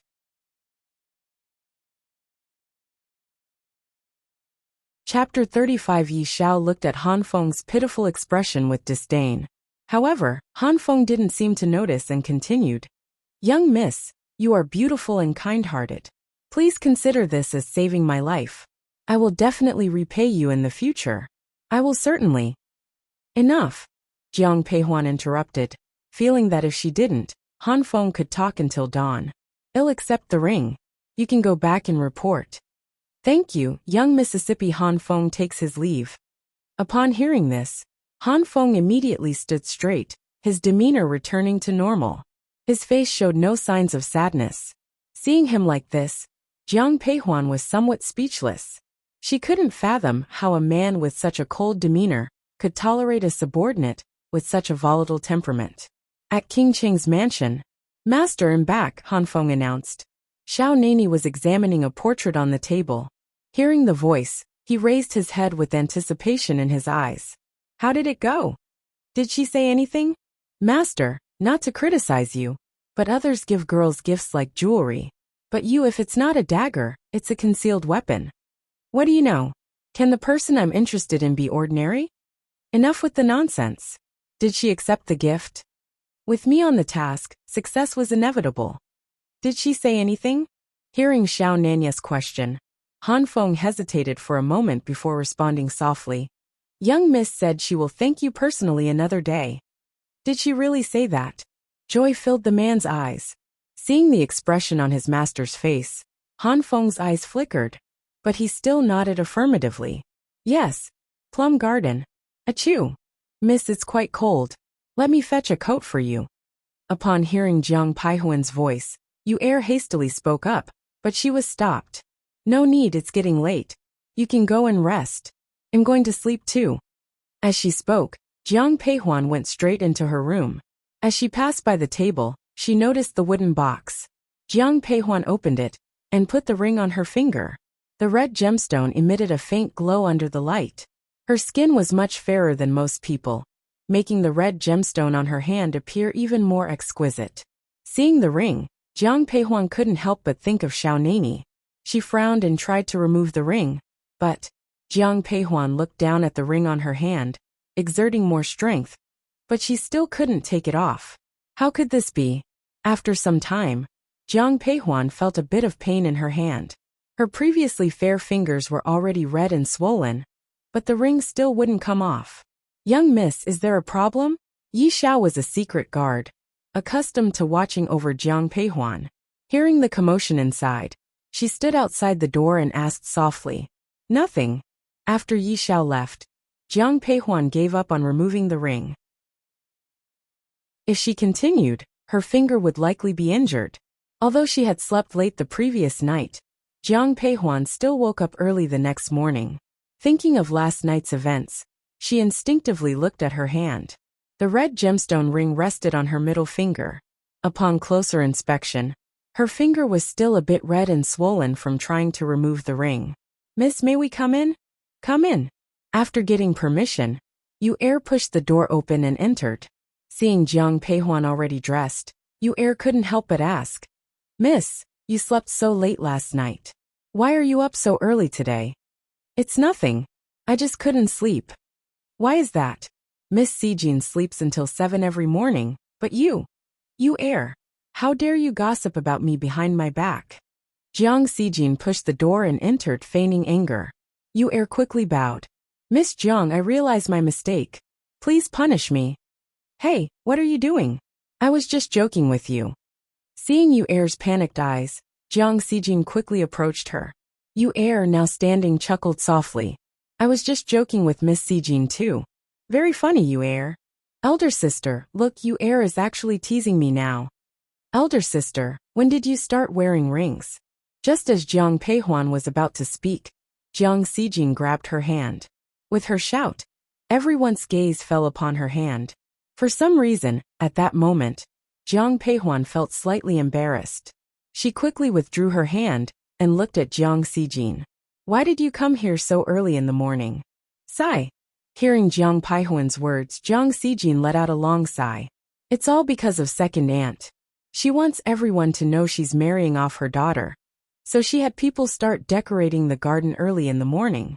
It was so noisy I couldn't sleep. Third brother has returned to the academy, so I had no choice but to come to you. In that case, how about I take you out to play today?" "Really, elder sister?" Jiang Sijin's eyes sparkled when she heard they were going out to play. Although the general's mansion didn't restrict their movements, Jiang Sijin was still young, so she needed someone to accompany her whenever she went out. "Yes, the loquats at Mother's Manor should be ripe soon. Let's stay there for 2 days." "That's wonderful, elder sister. Let's leave right away." "Don't be hasty. We have to inform grandmother first." Seeing Jiang Sijin's delighted expression, Jiang Peihuan's mood lifted as well. Old Madame Jiang didn't object when she heard the sisters were going to the manor. Instead, she encouraged them. "It's good to go out and have fun for 2 days. Just make sure to return before the wedding. Sijin, you must listen to Peihuan while at the manor, understood?" "I understand, grandmother." In front of the old madam, Jiang Sijin appeared obedient. After leaving the chrysanthemum hall, she excitedly grabbed Jiang Peihuan. "Elder sister, let's hurry. You look like you haven't been out in ages." "Elder sister, the weather is perfect for hunting. Once we reach the manor, let's go hunting on the mountain behind it. Father, mother, and big brother will return soon. I want to catch a few rabbits to make hand warmers for them. They'll come in handy when the weather gets cold." "I think you just want to eat rabbit meat yourself." "Elder sister." Seeing the smile in Jiang Peihuan's eyes, Jiang Sijin playfully stretched her tone. "Although I enjoy rabbit meat, isn't this just a bonus?" Hearing this, Jiang Peihuan shook her head, and the maids nearby also giggled. When leaving the general's mansion, Jiang Peihuan brought only a few people: Yi Xiao, Lu Er, and several attendants. A single carriage sufficed. Unbeknownst to Jiang Peihuan, as soon as she left the general's mansion, 2 people had already departed separately from a nearby corner. "Master, there's news." Sorry for the inconvenience. Thank you very much. Chapter 36. One of them went straight to the Qing mansion. After returning from Lingyun Temple, the more Xiao Juanhao thought about it, the more he felt that something was off. That day, Jiang Peihuan looked at him, as if she was looking at a stranger. Her eyes were full of annoyance and indifference, with a faint hint of hatred. Not long ago, she had gazed at him with dependence and admiration. Xiao Juanhao had been pondering what had changed in the past few days. In the end, he concluded that Jiang Peihuan had fallen for someone else. He absolutely could not accept this outcome. What news? Seeing Pei Wu enter, Xiao Juanhao collected his thoughts and spoke indifferently. Pei Wu stepped forward and whispered a few words in Xiao Junhao's ear. Hearing him, Xiao Junhao's eyes filled with surprise. Is the news true? It's true. Eldest young miss has already taken third young miss out of the city. It seems they'll be staying at the manor for a few days. The luck is on my side. Pei Wu, pack your things. Yes. While Qing's mansion was bustling, King Cheng's mansion also received the news. Han Feng excitedly ran into Xiao Nanya's study. He looked at the man sitting in the chair, examining a painting, and smiled. Master, good news. What? Did you find money? Xiao Nani glanced at him coldly and spoke unhappily. Master, eldest miss has left the city. Left the city? Hearing Jiang Peihuan's name, Xiao Nani immediately sat up straight and looked at Han Feng. Observing his master's expression, Han Feng continued. I've already found out. Eldest miss brought third miss out to play. They didn't bring any elders with them. They only have Yi Xiao and a servant girl with them. Pack your things and head to an mansion. Master, why are we going to an mansion? Shouldn't we be looking for eldest miss? Seeing the confusion in Han Feng's eyes, Xiao Nani replied disdainfully. Do you have a house next to the general's mansion? Han Feng was speechless. All right, he had been foolish. At the Yin mansion, Prince An was the youngest son in the kingdom, only 12 years old this year. When Xiao Nani arrived, the young prince was bored in his residence. Upon hearing of Xiao Nanya's arrival, confusion filled Prince An's eyes. By this time, Xiao Nani had already approached him. Uncle, why are you here? Prince An Xiao Junmo looked at Xiao Nani with puzzled eyes as he walked towards them. Seeing his confused expression, Xiao Nani calmly replied, I heard the scenery at your manor south of the city is quite beautiful. So, the doubt in Xiao Junmo's eyes deepened. I wish to see it for myself. Did you come to see me today just for this? Yes. Xiao Junmo fell silent. 2 hours later, Xiao Nani and Xiao Junmo set off towards the manor. Simultaneously, Jiang Peihuan and Jiang Xijin arrived at the manor. Greetings to eldest young miss and third young Mississippi. The manor's head had already received the news, and had been waiting at the entrance. Upon seeing Jiang Peihuan and Jiang Xijin stepping out of the carriage, he hurried forward. Uncle Liu, please rise. Uncle Liu was Deputy General Liu's father, so Jiang Peihuan showed him more courtesy. Uncle Liu, I'm here primarily to spend a couple of days with Xijin. Please carry on with your duties and don't mind us. Yes. Uncle Liu, are the loquats in the manor ripe? They are indeed. If third miss wants some, they'll have someone pick a few. No need, eldest sister and I will pick them ourselves later. Hearing Uncle Liu's words, Xijin quickly waved her hand. As she spoke, she took Jiang Peihuan's hand. Elder sister, let's go now, all right? Yes. Seeing Jiang Peihuan nod, Jiang Xijin hurriedly ran towards the hill. Observing this, Jiang Peihuan smiled and shook her head, then turned to Yi Xiao. Follow third miss, and ensure she doesn't get hurt. Yes. Young miss, shall we go as well? Lu Er was eager to join. Seeing Jiang Xijin's retreating figure, she spoke softly. Upon hearing her words, Jiang Peihuan nodded. The loquats were indeed ripe, and from a distance, patches of golden yellow were visible. Jiang Xijin stood under the tree, calling out to Jiang Peihuan. Elder sister, come quickly. As she spoke, she had already rolled up her sleeves. At this moment, Jiang Peihuan approached and whispered, Be careful not to fall from the tree. Don't worry, elder sister, I definitely won't fall. Meng Er, fetch me a basket to put the loquats in later. Yes, Mississippi. Meng Er had been following Jiang Xijin the whole time, and had a lively personality. In no time, she arrived at the tree with a large basket. With the tools in place, Sijin began to examine the loquat tree before her. After choosing a relatively large tree, she leaped and climbed onto a branch. Sijin moved swiftly, quickly reaching the tree's center where she could pick the loquats. Elder sister, I'm starting to pluck them.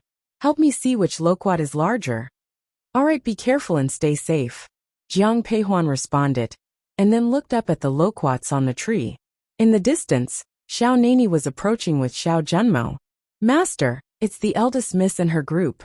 Han Feng noticed Jiang Peihuan's group from afar, and quickly alerted his master. Xiao Nanya's vision was sharp, and he immediately spotted Jiang Peihuan standing under a tree. She looked up, a faint smile gracing her lips. Perhaps the sun was too bright, so she shielded her eyes with her hand. That's when Xiao Nani caught sight of the ring on her finger. Upon seeing the ring, Xiao Nanya's lips curved into a smile. Young miss, someone is coming. Hearing the voice, Yi Xiao whispered into Jiang Peihuan's ear. Upon hearing Yi Xiao's words, Jiang Peihuan turned her head. Her eyes met Xiao Nani, who was on horseback, dressed in white, radiating a jade-like aura. She wondered if it was her imagination, but she thought she saw a smile on the man's face. At that moment, Xiao Junmo looked at Xiao Nani and asked, Uncle, did you come here just to see that woman? Hearing this, Xiao Nanya's expression became neutral. I came here to enjoy the scenery. Xiao Junmo fell silent. Han Feng was speechless. Han Feng, who is that girl on the tree? Jiang Saijin's laughter was quite conspicuous. Xiao Junmo's eyes were filled with curiosity as he saw the girl in red. Hearing Xiao Junmo's question, Han Feng couldn't help but reply. Your Highness Prinan, that's the third miss of the general's mansion. She's about the same age as you. So, it would be better not to call her a little girl. Sijin, come down. As Xiao Nani and his group slowly approached, Jiang Peihuan called to Jiang Sijin on the tree. Realizing that someone was coming, Jiang Sijin heeded Jiang Peihuan's words and jumped down from the tree. Sorry for the inconvenience. Thank you very much.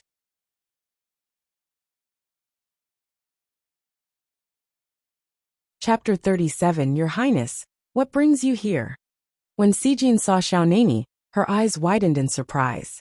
Princeton mentioned that the scenery here is beautiful, so he invited me to come and admire it. Knowing that Jiang Sijin and Jiang Peihuan were very close, Xiao Nanya's tone was gentle. However, both Princeton and Sijin revealed puzzled expressions upon hearing this. Especially Princeton, his eyes showed surprise and confusion, but he didn't reveal that it was Xiao Nani who had taken the initiative to find him. Jiang Peihuan didn't mind their expressions. After bowing to Xiao Nani and Xiao Junmo, she whispered, In that case, I won't disturb your Highnesses King Cheng and Princeton. With that, she looked at Jiang Sijin. It's getting late. Let's return to the manor. King Cheng, farewell. When Jiang Sijin heard this, she waved at Xiao Nani and then followed Jiang Peihuan. However, as soon as they entered the manor, Jiang Sijin couldn't help but grasp Jiang Peihuan's hand. Elder sister, why is King Cheng here? Didn't the king already say? He's here to enjoy the scenery. Eldest sister, that excuse would only fool a 3-year-old.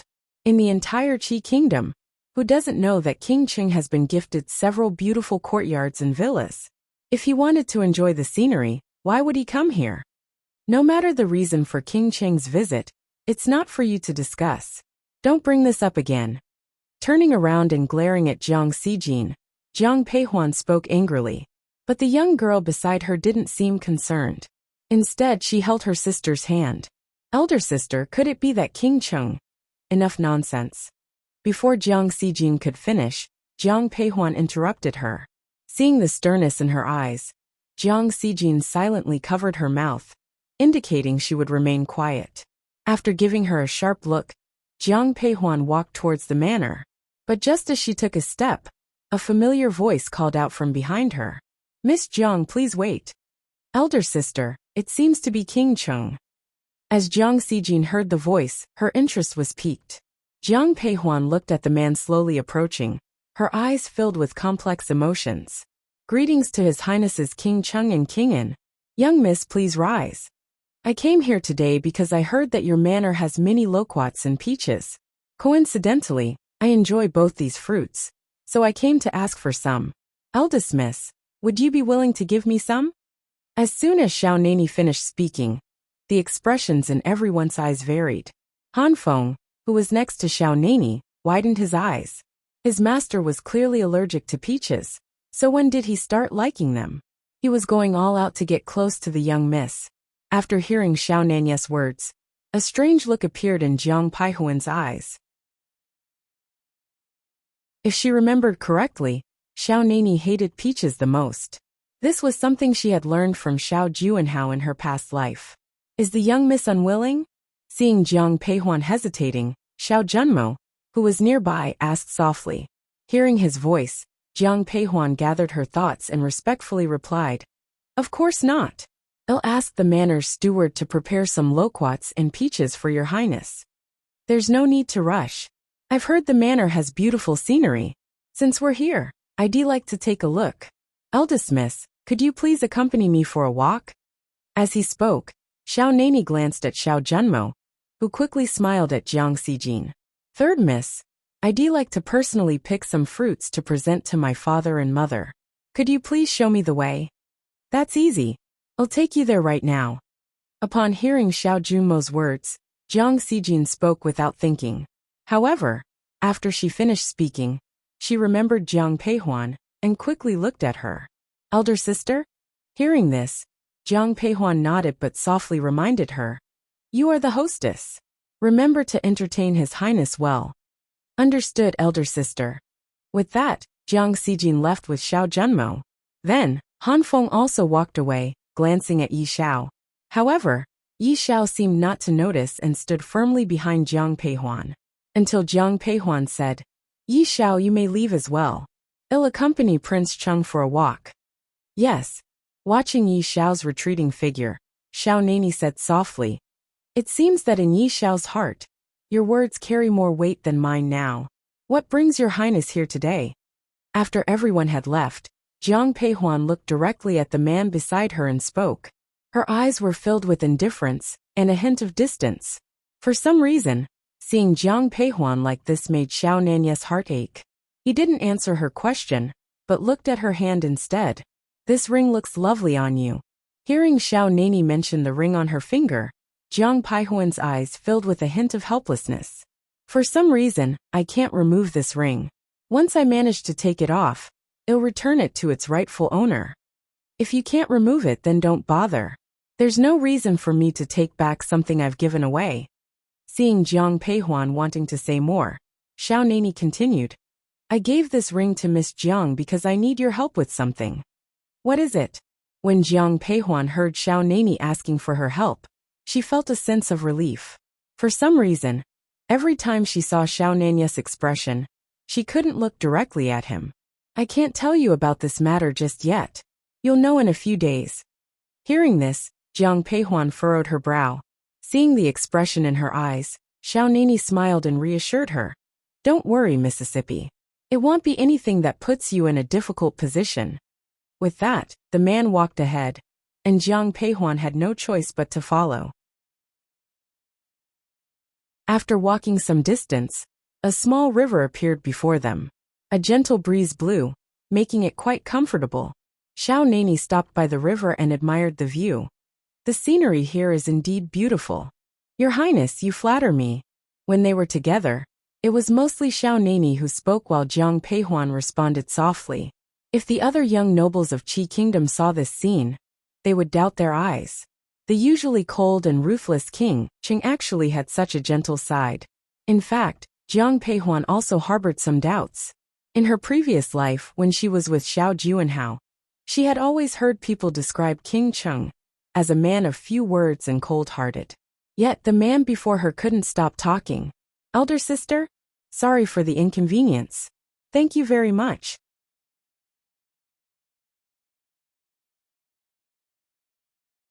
Chapter 38. At that moment, Jiang Xijin's voice reached her ears, followed by her, Xiao Junmo, and others walking towards them. Seeing these people, Xiao Nani instantly closed his mouth and showed his usual cold expression. Elder sister, it's getting late. I'm a bit hungry. Let's go have a meal. Hearing Jiang Sijin's words, Xiao Nanya's eyes brightened. He subconsciously looked at Jiang Peihuan. But just as he was about to speak, Jiang Peihuan preempted him. It's getting late, and there are no elders in the manor. I want keep your highness for dinner. Please take care, your highnesses. Hearing Jiang Peihuan's undisguised dismissal, Xiao Nanya's mouth twitched, but he didn't say anything else. Instead, he nodded at her. Then I will take my leave first. If I have time tomorrow, I will come to your manor to enjoy the scenery. After saying that, Xiao Nani left first. Prince and Xiao Junmo quickly followed. Elder sister, does King Qing mean they're coming back tomorrow? Give the order to return to the residence early tomorrow morning. Jiang Peihuan didn't answer Jiang Sijin's question, but looked at Yi Xiao. Upon hearing this, Jiang Sijin looked at Xiao Nanya's back with sympathy. Soon, Jiang Peihuan left with Jiang Sijin. No one noticed two people standing on the opposite hillside. It was none other than Xiao Juanhao and Pei Wu. At this moment, Xiao Junhao's eyes were filled with coldness. He had been hesitating before, but the scene he just witnessed made him determined. Jiang Hong was about to return to the capital. He couldn't let Jiang Peihuan slip through his fingers. Is everything ready? Your Highness, don't worry. Everything is prepared, and the items have been placed in the dishes. As soon as eldest miss eats that dinner, she will fall asleep. Hearing this, Xiao Juanhao didn't say anything, but looked at Jiang Peihuan's departing figure, his eyes revealing a determined expression. Jiang Peihuan was completely unaware of these things. Looking at the dinner on the table, Jiang Peihuan said to Yi Xiao and Lu Er, "Third miss, and I can't finish these dishes. You can take some downstairs to eat." Yes, young Mississippi. Lu Er had grown up with Jiang Peihuan since childhood, so she wasn't shy. After hearing these words, she went forward to take some dishes. However, when those dishes passed by Jiang Peihuan, she frowned. Wait a moment. What's wrong, miss? Hearing Jiang Peihuan's voice, Lu Er jumped in fright. Jiang Peihuan didn't look at her but looked at Yi Xiao. Check these dishes. Yes.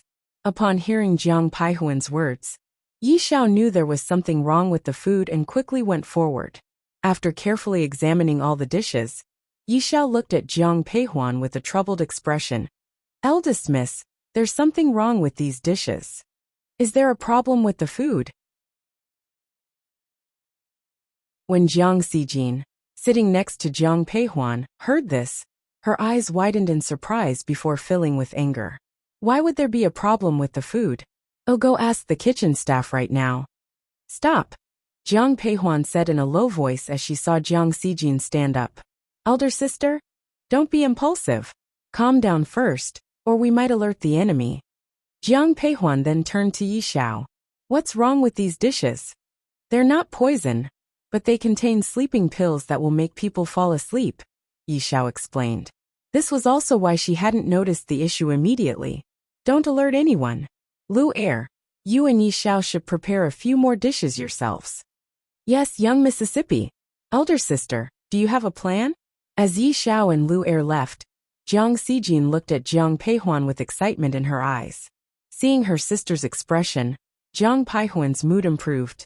Tonight, we'll close the doors and catch the ghosts. At night, the lights in Jiang Manor were turned off, and the entire estate was eerily quiet. Master, the eldest miss and the others have already gone to bed. Shouldn't we rest as well?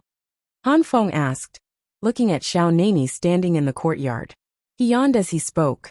Xiao Nani gave him a cold glance but eventually entered the house, seeing the dark manor nearby. After Xiao Nani went inside, a few shadowy figures entered Jiang Manor. Your Highness, this is Miss Jiang's room. Pei Wu, dressed in black, whispered as he pointed to the room on the left. Xiao Juanhao, also in black but without a mask, looked at the closed door with excitement in his eyes. You all wait outside for my orders. Yes. With that, Xiao Juanhao pushed open Jiang Peihuan's door. The room was pitch black, but he could still make out the bed's outline. He approached the bed, and even though it was dark, his martial artist's eyesight allowed him to clearly see Jiang Peihuan's face. He reached out and touched her face, unable to resist. Don't blame me. I gave you a chance. The skin he touched was soft and tender, and the man's eyes revealed a hint of desire. Xiao Juanhao lifted Jiang Peihuan's blanket and lowered his head. At this moment Jiang Peihuan, who should have been unconscious, opened her eyes. Her eyes were filled with hatred as she looked at Xiao Juanhao, who was approaching her. She raised her hand and whipped the person in front of her. Ah! Jiang Peihuan's whip struck Xiao Junhao's face without any bias, causing the man to scream. Looking at Jiang Peihuan sitting on the bed, Xiao Juanhao covered his face and said with a dark expression, "You didn't faint." "Ha!" Jiang Peihuan just sneered, gripped the whip in her hand and lashed out. However, Xiao Juanhao managed to dodge this attack. "Jiang Peihuan, you forced me to do this." Xiao Juanhao couldn't hide the fact that he knew martial arts and attacked directly. Jiang Peihuan was a little shocked when she held his hand. She did not expect Xiao Juanhao to be so strong at this time. Even stronger than her in just a moment, Jiang Peihuan's wrist was also grabbed by Xiao Juanhao, who forcefully suppressed her hands. Xiao Junhao's eyes were cold as he said, "You don't know how to appreciate kindness. Today I will make you." Oh, suddenly he felt a sharp pain in his heart. He couldn't help but lower his head, only to see the ring on Jiang Peihuan's hand. Jiang Peihuan didn't expect that the ring would come in handy. However, when she saw Xiao Juanhao, who had flipped over and fallen to the ground, her eyes turned ugly. She got off the bed and used her hand to feel under his nose. When she felt that he was still breathing, she heaved a sigh of relief. No matter how much she hated him, she couldn't kill him now. "Han Feng, take these people down." At this moment the door was kicked open. "Sorry for the inconvenience." "Thank you very much."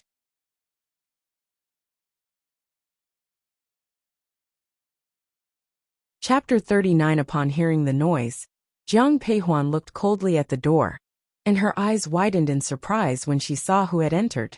When Xiao Nani entered the room, his gaze immediately fell on Jiang Peihuan. "Are you injured?" As he spoke, he carefully examined her, and upon seeing no wounds, he breathed a sigh of relief. When he turned to look at the person lying on the ground, his eyes were filled with menace. "Thank you for your concern, Your Highness. I am unharmed. But what brings you here?" "I heard some commotion from your side and brought people to help." "Master, we've captured them all." At this moment, Han Feng entered Jiang Peihuan's room. Seeing Xiao Juanhao lying on the ground, he felt sympathy for him. Out of all people, Xiao Juanhao had targeted someone his master was interested in. "Kill them all." Without hesitation, Xiao Nani coldly ordered, his eyes filled with fury. Han Feng signaled to the people in the courtyard, and within an instant, all those who came with Xiao Juanhao were taken away. At that moment, Pei Wu, filled with anger, yelled at Xiao Nani, "King Cheng, our prince is also a prince personally appointed by the emperor. You have no right to kill people from Qing Mansion. Spare his life." Xiao Nani glanced at Pei Wu and spoke softly. Then, Xiao Nani looked down at Xiao Juanhao on the ground. With a sudden change of expression, he kicked Xiao Juanhao out of the door, sending him tumbling into the courtyard. When Jiang Xijin arrived with her people, she saw Xiao Juanhao being thrown out of Jiang Peihuan's room by Xiao Nani like garbage. Xiao Juanhao spat blood onto the ground. Upon witnessing this, Pei Wu rushed to Xiao Junhao's side, worry in his eyes, and called out, "Your Highness?" However, Xiao Juanhao was unconscious, showing no response. Pei Wu glared angrily at Xiao Nani. "In this world there's nothing I cannot do. I spare your life so you can relay this message to Xiao Juanhao. If there's a next time, he won't be able to bear the consequences. Get lost already. Do you really want to see your prince die?" Concerned that Xiao Juanhao might actually die, Han Feng angrily yelled at Pei Wu. Hearing this, Pei Wu quickly lifted Xiao Juanhao onto his back. After Xiao Juanhao had left, Xiao Nani looked at the indifferent Jiang Peihuan. "To avoid any further complications, miss, you should return to your residence as soon as possible." "Thank you for helping me today, Your Highness. You really don't need to get involved in these troubles. As long as it concerns you, it's not a problem for me." Seeing she was about to speak, Xiao Nani interrupted. "It's getting late. Let's rest for now. Don't worry about the Qing King's matter, they'll handle it." Hearing his words, Jiang Peihuan wanted to say something, but ultimately remained silent. nodding with a complex expression. After leaving some guards behind, Xiao Nani departed with Han Feng. That night, Jiang Peihuan struggled to sleep, staring at the ring in her hand. Her eyes were filled with mixed emotions. Memories from her past life played out in her mind. She wished to avoid any contact with the Xiao family. Moreover, she knew Xiao Nanya's fate wasn't good. Yet, the ring on her finger served as a reminder of his help. When the sky began to brighten, Jiang Peihuan finally grew drowsy. Just as she started to drift off, she heard Jiang Sijin's voice from outside. "Elder sister?" Moments later, Jiang Peihuan composed herself and joined Jiang Sijin in the carriage. "Elder sister, are you worried about what happened last night?" Jiang Sijin asked softly upon seeing Jiang Peihuan's troubled expression. Hearing her sister, Jiang Peihuan snapped back to reality. She glanced at Jiang Sijin and whispered, "Keep last night's events to yourself. Shouldn't we tell grandmother?" "No need. Your second older sister's marriage is already stressing grandmother. Let's not burden her further." "Understood." Jiang Sijin obeyed Jiang Peihuan, deciding not to inform the family, and even reminded those around her. Old Madame Jiang noticed Jiang Peihuan had only stayed one night before returning to the manor, and couldn't help but ask, "Huan heir, why are you back so soon? Is something wrong at the manor?" "Nothing's wrong. I just happened to find ripe loquats and peaches. They don't last long, so I picked them and brought them for grandmother to taste." "You silly girl. There's always time for grandmother to enjoy these fruits. You didn't need to make this trip." Jiang Peihuan smiled but said nothing. She left discreetly. By the time Xiao Nani visited the Jiang manor in the morning, she was already gone. As he looked at the village head standing before him, Xiao Nanya's eyes showed a hint of helplessness. Eager to see her, Head arrived only to find Shed slipped away without a word. "Uncle, what do you think? Should we continue enjoying the scenery, or head back?" Princeton casually bit into the loquat in his hand, and looked at Xiao Nani with a smile, a hint of amusement in his eyes. Xiao Nani ignored him, and looked at the manor head. "When did Miss leave?" Replying to King Chung, "Eldest Miss left before breakfast." "It was almost time for breakfast. Let's head back to the city." Xiao Nani glanced at Han Feng and left the manor. Watching his retreating figure, Princeton couldn't help but shout, "Uncle, wait for me." In just a moment, the area returned to its peaceful state. However, not far away, the manor of Qing Mansion was in chaos. "How is he?" Looking at the doctor's concerned expression, Pei Wu quickly asked. Worried that Xiao Juanhao would cause unnecessary trouble if he returned to the city, Pei Wu didn't dare send him back. Instead, he invited a doctor to the manor. Seeing the doctor finish checking the pulse, Pei Wu quickly approached. "His Highness Prince Qing has severe injuries. To recover, he needs at least a month of proper care." "A month?" "Yes, at least a month. Go prepare the medicine." Cough, cough, cough. As soon as the doctor left, Xiao Juanhao lying on the bed opened his eyes. Pei Wu hurried forward and carefully helped him sit up. "Your Highness, you're awake." Xiao Juanhao coughed for a while before speaking softly. "Where's Jiang Peihuan?" Mentioning that woman caused a sharp pain in his heart. She wanted to kill him. At that time, although he was close to fainting, he clearly saw the murderous intent in her eyes. "Miss Jiang has already returned to the city. Sorry for the inconvenience." "Thank you very much."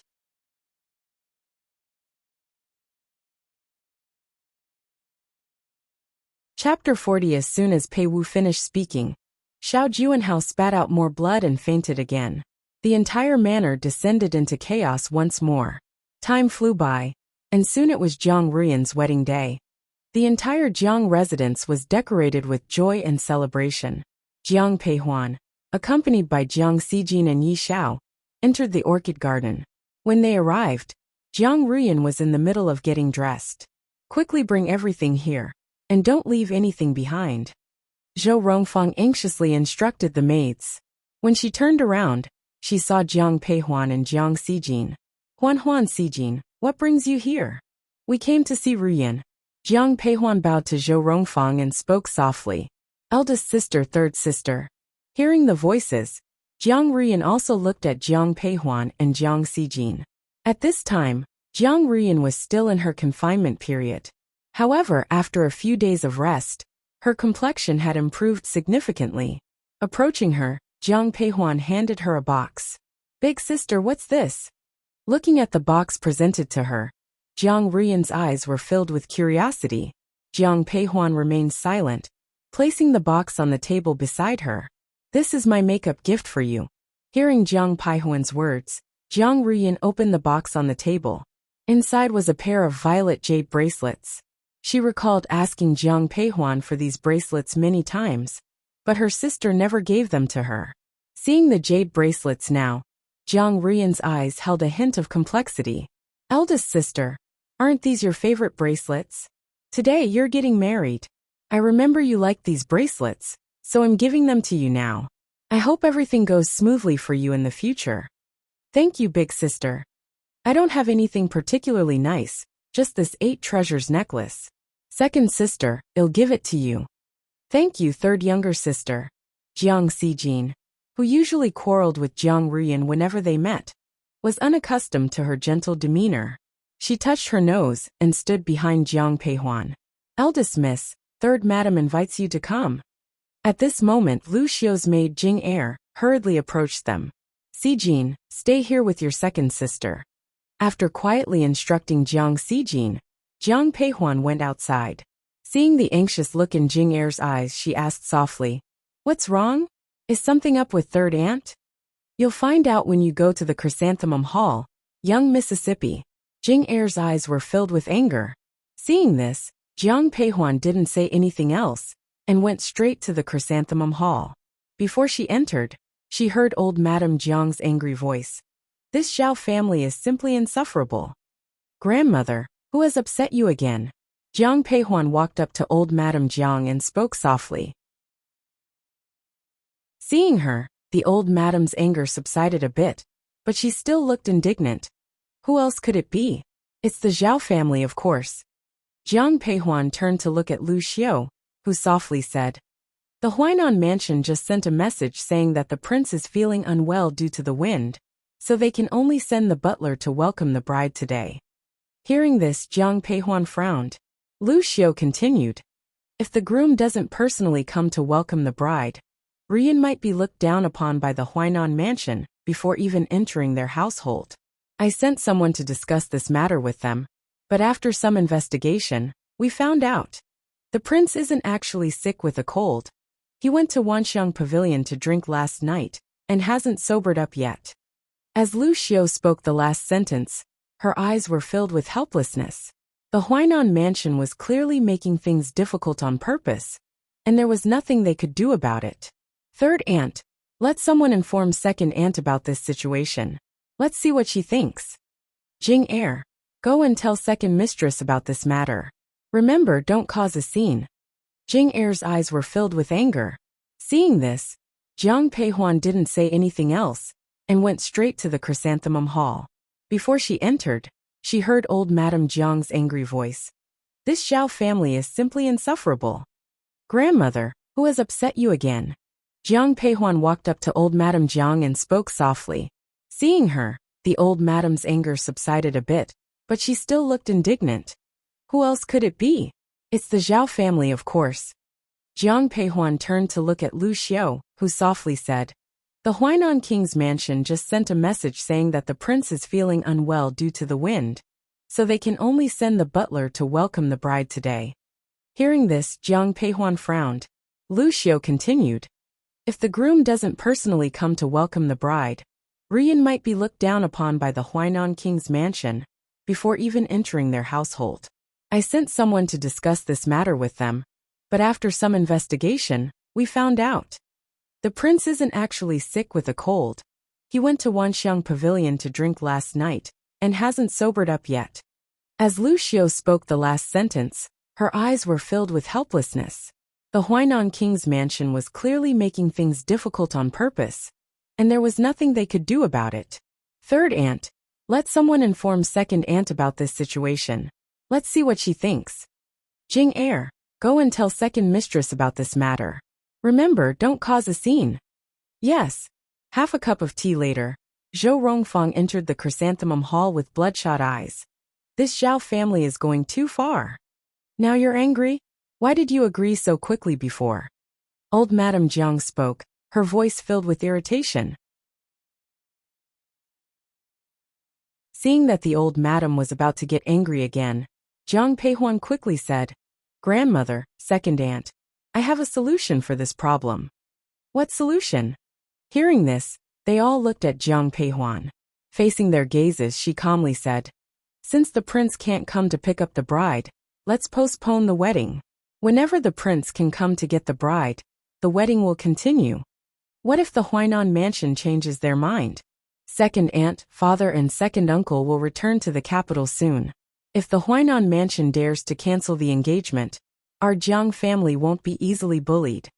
Yes, second sister-in-law, you must be firm now, or how will Ruyan face the people of Huainan mansion in the future? All right, you go to the Zhao family now and tell them the wedding is to be. Old madam, the people from Huainan mansion have come to welcome the bride. Before the old madam could finish speaking, Nanny Su pushed the door open and walked in. Who's here to welcome the bride? It's the prince. Upon hearing this, Jiang Peihuan's eyes flashed with surprise. However, when she saw Zhao Yong beside Zhao Fucking, she understood why Zhao Fucking had come. Zhao Fucking was led directly to the chrysanthemum hall. Although he was wearing wedding clothes, his face was deathly pale, and a strong smell of alcohol lingered on him. Upon seeing Zhao Fucking like this, Zhou Rongfang's eyes were filled with anger, but she dared not speak up. The old madam didn't even want to glance at Zhao Fucking. Old madam, I'm here to fetch you an heir, said Zhao Fucking, bowing perfunctorily in front of old Madame Jiang. If the king of Huainan hadn't forced him to come, he wouldn't be here today. Old madam, please forgive me. Second madam, please forgive me. My son has caught a cold, so if you have a cold, don't drink. It will only worsen your condition. Jiang Peihuan interrupted before Zhao Yong could finish. Hearing this, Zhao Yong's face stiffened, and Zhao Fucking's eyes revealed an ugly expression. All right, second branch of the Jiang family, take the prince to the orchid garden, said the old madam, addressing Zhou Rongfang, not wanting to say anything more. Weddings in the Qi kingdom usually took place at night, though some families opted for daytime ceremonies to save trouble. When Zhao Fucking was brought to the orchid garden, Jiang Ruyan was still getting ready. When she came out, Zhao Fucking's eyes were filled with impatience. Just as he was about to lose his temper, he heard a voice by his ear. Young miss, His Highness King Qing has arrived. Then, Jiang Peihuan saw a man dressed in white striding towards them. Upon seeing Xiao Nani, Zhao Fucking instantly became well-behaved. Second madam, I have come especially today to bring you a gift, Xiao Nani said as he glanced at Han Feng. After the items were presented, he took his place beside Jiang Peihuan. Sorry for the inconvenience. Thank you very much. Chapter 41. Giving a medicine. Upon seeing Xiao Nani, Zhou Rongfang was taken aback. However, her surprise gave way to understanding as she took in his demeanor. She reflected on his past marriage proposal and concluded that he must be visiting for Jiang Peihuan. Offering a warm smile, she said, Your Highness, it's a privilege to have you grace our humble Jiang mansion. Huan, please ensure his comfort, she suggested to Jiang Peihuan. Understood, second aunt. Zhao Yong interjected. Second madam, it's time for the prince to escort the second young lady. Zhao Yong noticed Zhao Fucking's pale face. With Jiang Ruyan already dressed up, Zhou Rongfang had no option but to agree at this point. Jiang Ruyan was already dressed up, leaving Zhou Rongfang with no other option but to agree. Shortly after, a maid helped Jiang Ruyan, donned in red, out of her room. Zhou Rongfang instructed, Lawn heir, guide the second miss and the prince to the ancestral hall. Yes, second madam. Stepping out of her room, Jiang Ruyan locked eyes with Xiao Fucking. Seeing his pallor, her shy demeanor tempered. As she moved forward, leaning on her maid, she gently said, Brother Zhao, let's proceed to the ancestral hall. Replied Zhao Fucking impatiently, leading the way. A chill ran down Jiang Peihuan's spine as she watched them. Once Jiang Ruyan and Zhao Fucking had departed, Jiang Peihuan turned to Xiao Nani and proposed, Your Highness, may I request your presence at the ceremony in the Chrysanthemum Hall? Your thoughtfulness is appreciated, miss, he responded graciously. Jiang Peihuan had initially planned to have a maid escort him, but circumstances demanded her presence as his guide. When the Jiang family noticed Xiao Nani, they expressed surprise. Yet, seeing him with Jiang Peihuan, their surprise turned to understanding. King Cheng, it's an honor to have you, said old Madame Jiang, who moved forward to greet Xiao Nani, holding Nani's hand for support.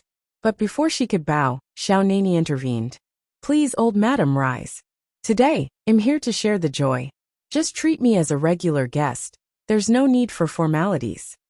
I appreciate your understanding, Your Highness. I hope you'll forgive any shortcomings in our hospitality. Certainly not. It would be an honor if the eldest miss could accompany me, Xiao Nani replied. Upon hearing this, old Madame Jiang's eyes sparked with curiosity, but she held her tongue as the newlyweds were making their way towards them. Zhao Fucking led the way with confident strides, with Jiang Ruyan trailing behind. Though Jiang Ruyan's health had improved slightly over the past few days, she was far from fully recovered. Zhao Fucking walked briskly ahead, forcing her to break into a near jog to keep up. Her face soon turned pale from the exertion. Upon witnessing this, the Jiang family seethed with anger. Your Highness, can't you see my sister can't keep up? Could you slow down for her? Jiang Saijin's voice broke the silence. Hearing this, Zhao Fucking seemed slightly irked. But remembering the admonition from the king of Huainan, he checked his annoyance. He understood that once the formalities of the ceremony were complete, he wouldn't have to put up with this any longer. In the ensuing time, Zhao Fucking indeed appeared somewhat more compliant. Before long, Jiang Ruyan was ushered into the bridal palanquin, ready to be carried off to the Huainan king's mansion. The Jiang family members, stationed at the entrance, watched the palanquin depart.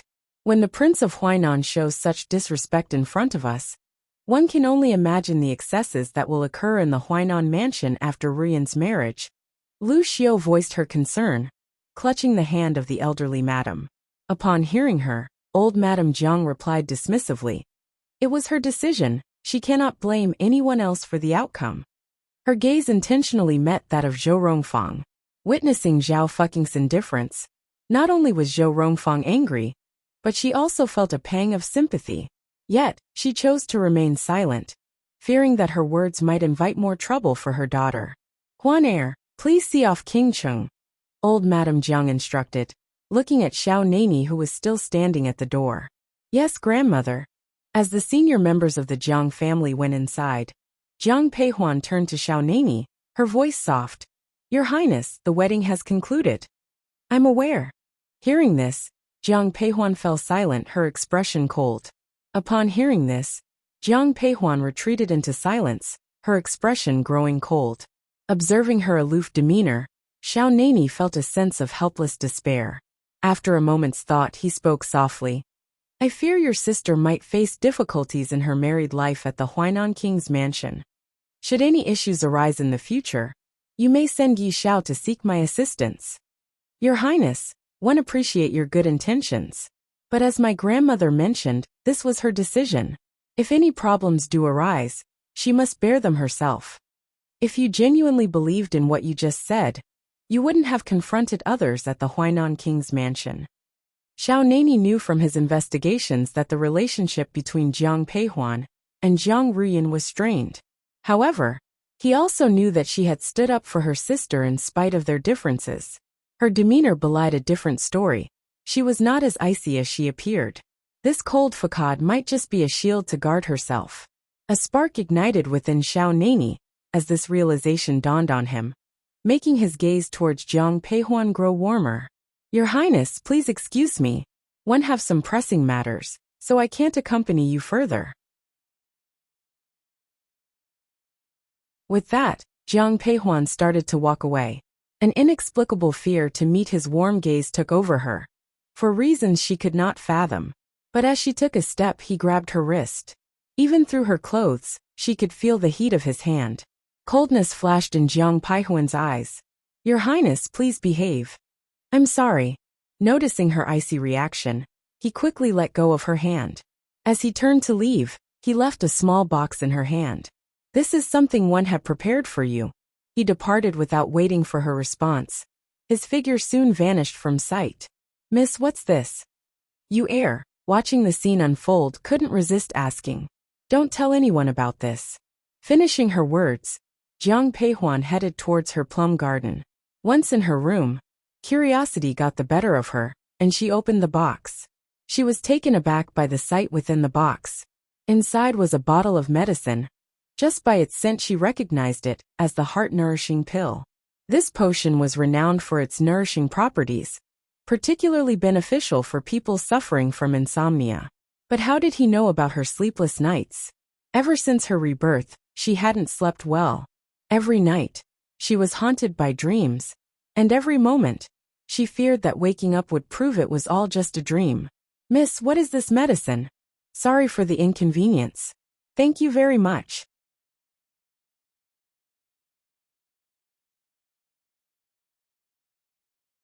Chapter 42.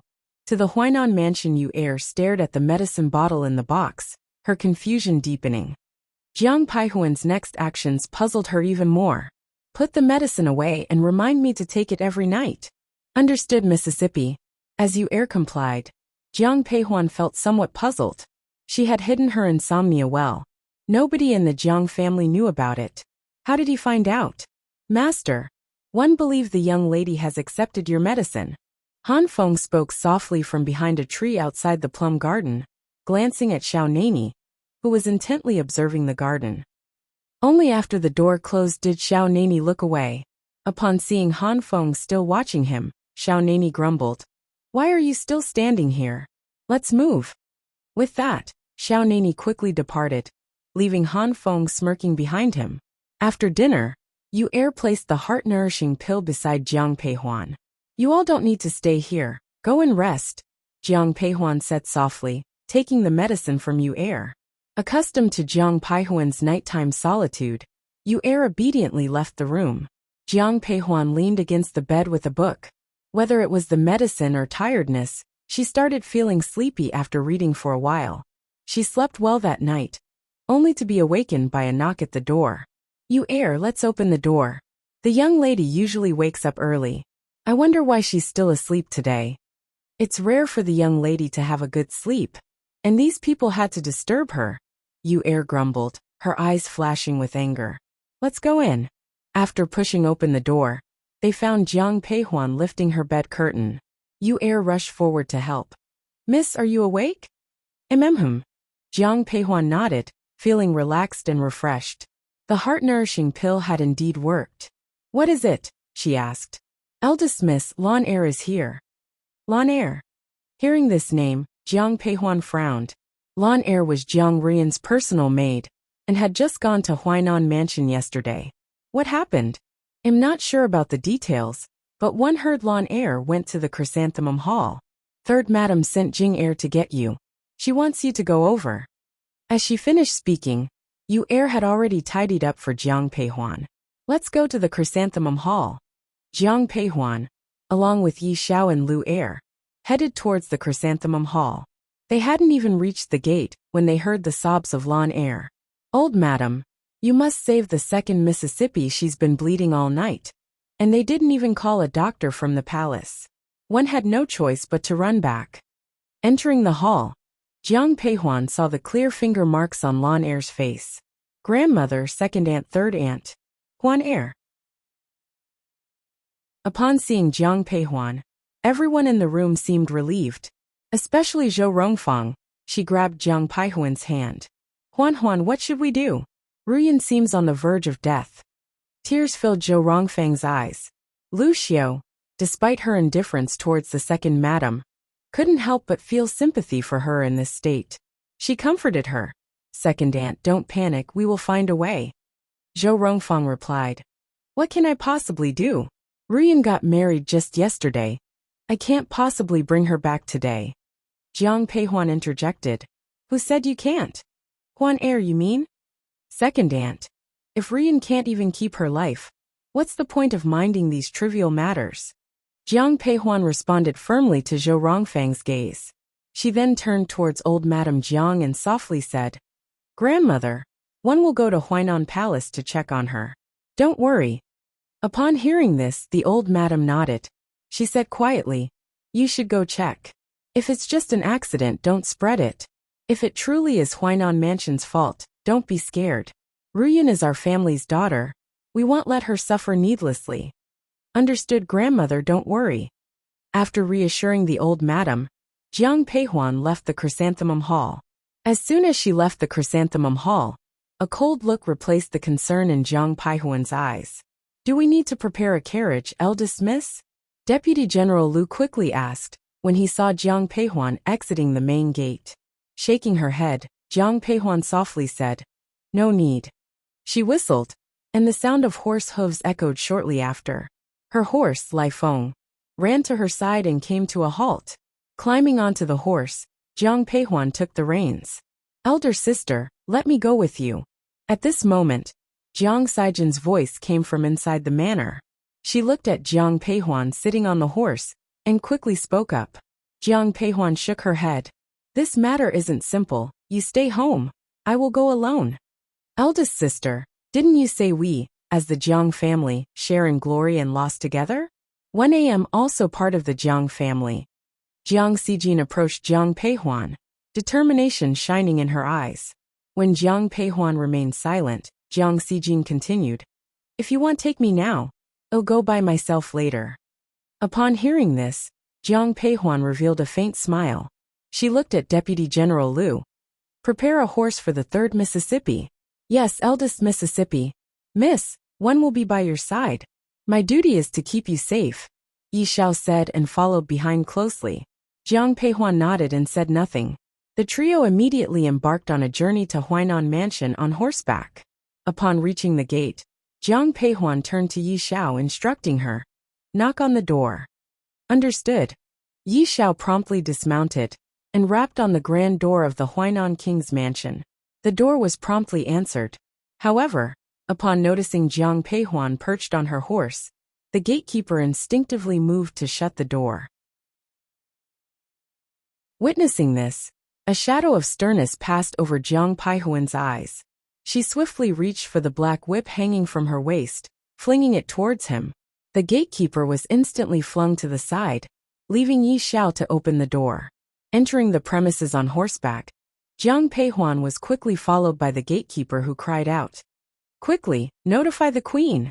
In her past life, Jiang Peihuan had visited the Huainan Mansion, so she knew where to go. She rode her horse straight there. "Miss, please stop." When Jiang Peihuan got to the main door of the backyard, she was stopped by Zhao Yong, who seemed to come out of nowhere. "Butler Zhao," she said, "I wish to see my younger sister. Sorry for the inconvenience." "Thank you very much." Chapter 43. Who dares to stop me, young miss? This isn't within protocol. The second miss has already become a part of our Huainan royal household, taking the position of the prince's wife. In that case, could you do me a favor, Butler Zhao? Please inform the prince's wife that I wish to see her. Very well, but could you and the third miss please wait for a moment? With that, Zhao Yong cast a look at the maid nearby, instructing her, inform the prince's wife that the young miss has arrived. Understood. Upon hearing Zhao Yong's command, the maid swiftly headed into the main estate. As soon as she entered the garden, she spotted Chu Rou seated in a position of authority. Immediately she announced, Your Highness, guests from the Jiang family have arrived. Who has come? Before Chu Rou could inquire, Zhao Fucking had already spoken up from the side. Upon hearing his words, the maid turned her gaze to him and softly responded. In response to the young prince, it is the eldest and third misses of the Jiang family. Jiang Peihuan again. She's like an unrelenting spirit. Zhao Fucking made to leave as he spoke but was stopped by Chu Rou. Fucking, please stay. Chu Rou then addressed the maid. Tell them that the prince's wife is unwell today and isn't receiving guests. Ask them to visit some other time. Understood, Your Highness. As the little maid departed, Zhao Fucking turned to Chu Rou with a smile of admiration. Mother, your foresight is unmatched.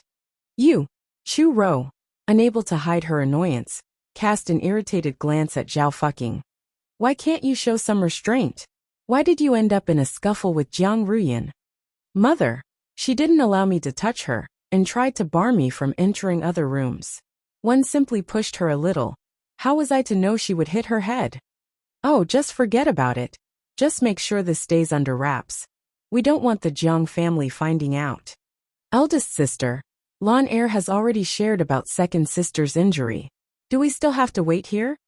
After waiting for a while without seeing the maid, Jiang Xijin approached Jiang Peihuan and whispered, "Let's wait a little longer."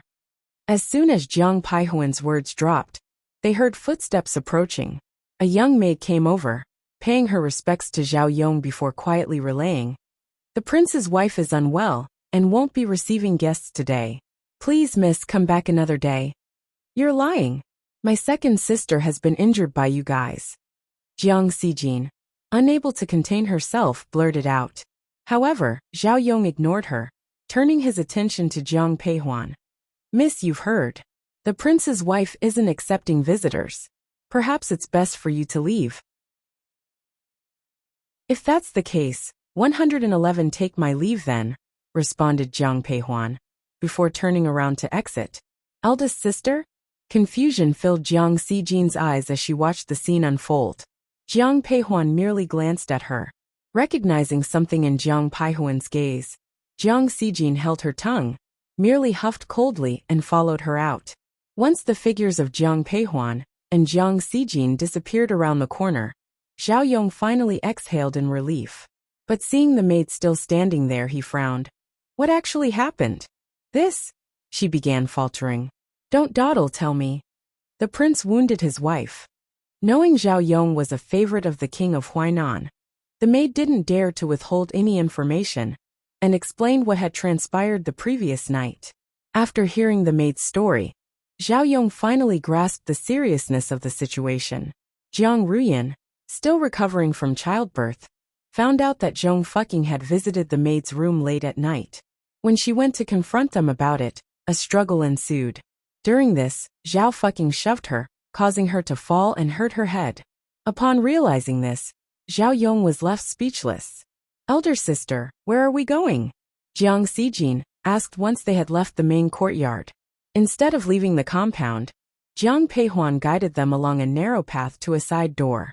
Seeing Jiang Peihuan stop in front of the locked door, a puzzled look crossed Jiang Xijin's face. "We're going to see your second sister," Jiang Peihuan explained before moving towards the door, a frown appearing on her face as she noticed the lock. At that moment, Yi Xiao stepped forward. "Miss, I can unlock this." "Please do." Jiang Peihuan stepped back, giving Yi Xiao space. Yi Xiao removed the hairpin from her hair, simply twirled it a couple of times in the keyhole, and the door sprang open. Watching this, Jiang Xijin's eyes sparkled with excitement. "Yi Xiao, where did you learn that? Can you teach me?" "If Miss wishes to learn, I will teach you later." "Great." Seeing the gleam in Jiang Xijin's eyes, Jiang Peihuan glanced at her and whispered, "Keep quiet. We must go over there silently." "Understood, elder sister." Jiang Xijin placed her hand over her mouth, following quietly behind Jiang Peihuan. In a moment, they found themselves standing outside Jiang Ruyan's house. You all." A young maid who had previously delivered a message had just returned to the room, but was surprised to see Jiang Peihuan. She cried out immediately, "Your Highness, the eldest daughter of the Jiang family is here." Upon hearing the maid's shout, Chu Ro emerged from within the room. As she laid her eyes on the steely-faced Jiang Peihuan, a hint of guilt flickered in Chu Ron's eyes. Regardless, she addressed Jiang Peihuan coldly. "What brings you here, Jiang Peihuan?" "Queen of Huainan, this morning, my younger sister's maid returned home, injured all over. She claimed my sister had been seriously hurt by people at Huainan Mansion," Jiang Peihuan said. "Ridiculous. Ruyan is my son's wife, betrothed formally and honorably. Who would dare lay a hand on her?" Chu Ro retorted, "I naturally trust your highness. If that's the case, I request to see Ruyan, so I can report back to our grandmother." "Well, as you must know, Ruyan is still in her confinement period and needs plenty of rest. If, your highness, by avoiding my request, you seem to be lying." Before Chu Ro could finish her sentence, Jiang Xijin cut in and called into the room. Second sister, are you there? Your eldest sister and one came to see you. Jiang Xijin's voice was soft, but it was enough to echo through the entire courtyard. Witnessing this, Chu Ron's eyes burned with fury. Jiang Peihuan, what are you implying? Your Highness, I am determined to see Ryun today. One hope you will forgive me. Finishing her sentence, Jiang Peihuan took a step forward, only for Chu Ro to block her path. One would like to see who dares. Seeing this, the smile in Jiang Peihuan's eyes faded, replaced by a fierce glare. In that case, forgive me for any rudeness. With these words, Jiang Peihuan pulled out a long black whip from her waist. Not to be outdone, Jiang Xijin withdrew her own red whip. You all! Anyone who dares to interfere, don't blame my whip for not being merciful. With that, Jiang Peihuan swung her whip. The black whip cracked through the air, causing the maids who were about to step forward to retreat in fear. Chapter 44. Let's go home, let's go. Without another word, Jiang Peihuan entered the house. Inside, Zhao Fucking was seated. He jumped up as she came in. Jiang Peihuan, you dare to. His sentence was abruptly cut short by a cry of pain. Before Zhao Fucking could react, Jiang Peihuan had hit him across the face with her whip. By this point, Jiang Peihuan had advanced further into the room. As she walked in, a heavy metallic smell of blood reached her. She followed the smell with her gaze and saw Jiang Ruyan, unconscious on the bed. Eldest sister, what's happened to second sister? Jiang Xijin hurried to her side. Seeing the bandages on Jiang Ruyan's head made her eyes red with worry. Jiang Ruyan's face was as pale as a ghost, the blood stains on her bandages shockingly visible. Yishao. Jiang Peihuan's eyes turned icy as she assessed the situation. At her call, Yishao quickly moved to hold Jiang Ruyan's hand. After checking her pulse, she whispered, the second miss has a head wound and lost a lot of blood, causing her to pass out. While speaking, Yishao took a pill from her bag and placed it in Jiang Ruyan's mouth. A moment later, Jiang Ruyan opened her eyes. Second sister, you're awake. How do you feel? Is there anywhere else that hurts? Even though Jiang Xijin and Jiang Ruyan had a history of disagreements, the sight of her sister in this state broke Jiang Xijin's heart. She felt a wave of relief when she saw Jiang Ruyan awake and asked her questions eagerly. Feeling groggy, Jiang Ruyan noticed Jiang Xijin and Jiang Peihuan. Third sister, elder sister, why are you here? She managed to mumble. Second sister, you must be confused. Lan Er came to our home to tell us you were hurt. Of course we had to come and be with you, Jiang Xijin answered. Until now, Jiang Peihuan had remained silent. Only when Jiang Ruyan looked at her did she ask calmly, what happened to your head? It's Wu. Before she could reply, Jiang Ruyan started to cry. Seeing her sister so upset made Jiang Xijin tear up too. She comforted Jiang Ruyan, her voice filled with righteous anger. Second sister, please don't cry. Tell us what happened. If someone hurt you, we'll make them pay. He has been having affairs with more than 10 maids. Jiang Ruyan managed to say after her tears had stopped, anger flashing in her eyes. Jiang Peihuan, who already knew about this from her past life, remained silent and waited for Jiang Ruyan to continue. Last night was supposed to be our special night, but he left me for the maid's quarters. I was so angry and went to confront him, but he had the nerve to hit me. Stop crying, let's go home. Seeing that Jiang Ruyan was still crying, Jian Peihuan said coldly. Upon hearing this, Jiang Ruyan froze in place and replied, go home. What, do you want to stay here? Noticing Jiang Ruyan's hesitation, Jiang Peihuan smirked coldly. Second sister, why are you hesitating? If you don't leave today, they will continue to bully you. You're right. Jiang Xijin's words seemed to jolt Jiang Ruyan back to her senses. Throwing off her blanket, she turned to Jiang Peihuan. Elder sister, I'll come with you. Xijin, assist your second sister. Yes, eldest sister. With that, Jiang Peihuan marched towards the exit, her hand tightly gripping her whip. As she observed the departing figure of Jiang Peihuan, Jiang Ruyan's eyes welled up with a storm of emotions. Queen of Huainan, If your mansion can't provide for my sister, it'll bring her back home. Just as Jiang Peihuan approached the door, she saw Chu Rou in the courtyard, accompanied by Zhao Fucking and Zhao Yong. Seeing this, Yi Xiao stealthily pulled out a tiny bug from her bag and tossed it on the ground. On hearing Jiang Peihuan's words, Chu Rou's eyes turned cold.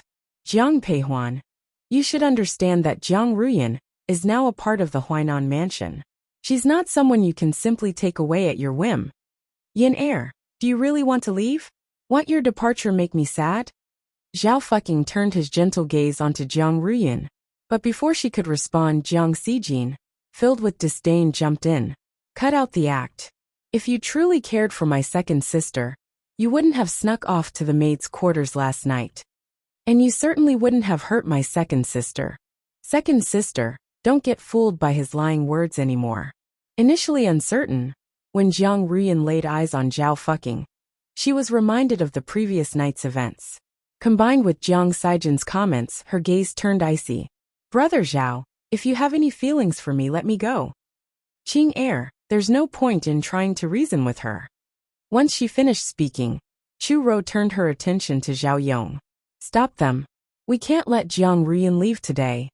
Understood. Zhao Yong took a few steps forward, unsheathed his long sword, and aimed it at Jiang Peihuan. Seeing his aggressive posture, the fierceness in Jiang Peihuan's eyes intensified. She let go, and her long whip lashed directly at Zhao Yong.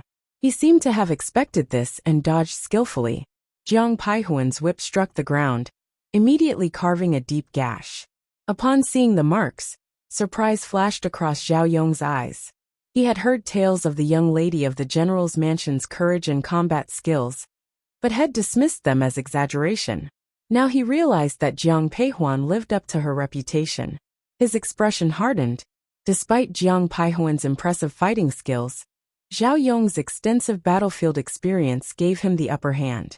When Jiang Peihuan's whip came flying at him again, Zhao Yong managed to grab it in midair, then swiftly landed a palm strike on her back. Jiang Peihuan was thrown to the ground, spitting out a mouthful of blood. Miss, elder sister? Seeing this, both Yi Xiao and Jiang Xijin were filled with worry. However, they were surrounded by guards and could not come to her aid. Despite the severe pain in her stomach, Jiang Peihuan did not falter. She got back on her feet, pretending to lash her whip while pressing a button on her ring. Ah! As Zhao Yong drew near, the secret blade embedded in Jiang Peihuan's ring dug into his arm, pulling a cry of pain from him. Seeing his own blood, a glint of murderous rage flashed in his eyes. He spun around and charged at Jiang Peihuan, brandishing his long sword. Elder sister, watch out! Spotting the danger, Jiang Ruyan instinctively leaped towards Jiang Peihuan. Jiang Peihuan looked surprised. She caught Jiang Ruyan and simultaneously hurled her whip at Zhao Yong's neck, quickly followed by his howl of pain. Turning around, she saw Zhao Yong's sword-wielding hand had been cut off. Are you all right? Xiao Nanya's sword was still slick with blood, but when he looked at Jiang Peihuan, he managed to flash a reassuring smile. Chapter 45 Injured. As the man's words sank in, Jiang Peihuan shook her head. But before she could say anything, she coughed up blood. Big sister. Elder sister? Both Jiang Ruyan and Jiang Xijin gasped in horror at this sight. Xiao Nani, however, pointed his sword at Zhao Yong, his eyes dark and fierce. You dare to hurt her? I'll make sure you pay with your life. But as he prepared to attack, Han Feng stepped in. Master, we need to focus on the eldest Miss Health first. Jiang Peihuan could feel pain ripping through her body, causing her to shiver. Noticing her discomfort, Xiao Nani handed his sword to Han Feng and carefully picked up Jiang Peihuan. As he walked past Zhao Fucking and Chu Rou, he paused. If anything happens to her, I swear your Huainan mansion will be reduced to ashes. Xiao Nanya's words, though not loud, echoed clearly among the crowd. Zhao Fucking seethed with anger, but the threatening look in Xiao Nanya's eyes silenced him, forcing him to watch as the Jiang family left. Seeing all this unfold, Zhao Yong fainted. At the entrance of the Huainan mansion, Lai Feng ran over as Xiao Nani carried Jiang Peihuan. Gently patting his horse, Xiao Nani put Jiang Peihuan on the horse's back. Jiang Xijin got on her horse and reached out a hand to Jiang Ruyun. Second sister, get on. Jiang Ruyun, who was an expert rider, took Jiang Xijin's hand and quickly mounted the horse. They then headed to the Jiang mansion. Once they reached the Jiang mansion, Xiao Nani told Jiang Xijin as he carried Jiang Peihuan. 111 Take your eldest sister to the plum garden. Go tell the old madam. Thank you, Your Highness. After bowing to Xiao Nani, Jiang Xijin hurried to the chrysanthemum hall, while Jiang Ruyan was escorted to the orchid garden. Master, allow me to check on the young miss, Yi Xiao suggested, as Xiao Nani carefully placed Jiang Peihuan on the bed. Quietly, Xiao Nani stepped aside, watching as Yi Xiao examined her. The deeper Yi Xiao's frown got while she checked Jiang Peihuan's pulse, the more worried Xiao Nani became. When Yi Xiao finally finished, he asked in a soft voice, "How is she?" The eldest miss has severe internal injuries, and her lungs are affected too. She needs proper rest and care. Are there any other injuries? Huan Er. Before Yi Xiao could reply, the door was thrown open. Old Madame Jiang, looking worried, walked in, supported by Nanny Su, followed by Lucio. Old Madame Jiang's eyes were fixed on Jiang Peihuan, who was lying on the bed. She seemed to not even notice Xiao Nanya's presence. Mother, calm down. Let's find out about Huan Er's condition first, Lucio said, trying to soothe her. At the sound of Lucio's voice, old Madame Jiang looked at Yi Xiao. Old Madam, the eldest miss has significant internal injuries. Her lungs have been damaged, and she needs time to rest and recover, Yi Xiao explained. The audacity of the Huainan mansion has crossed all boundaries. Yuzhen, tell Deputy General Lu to gather the troops. I'm going to confront the Huainan mansion and demand justice. Old Madame Jiang was truly infuriated.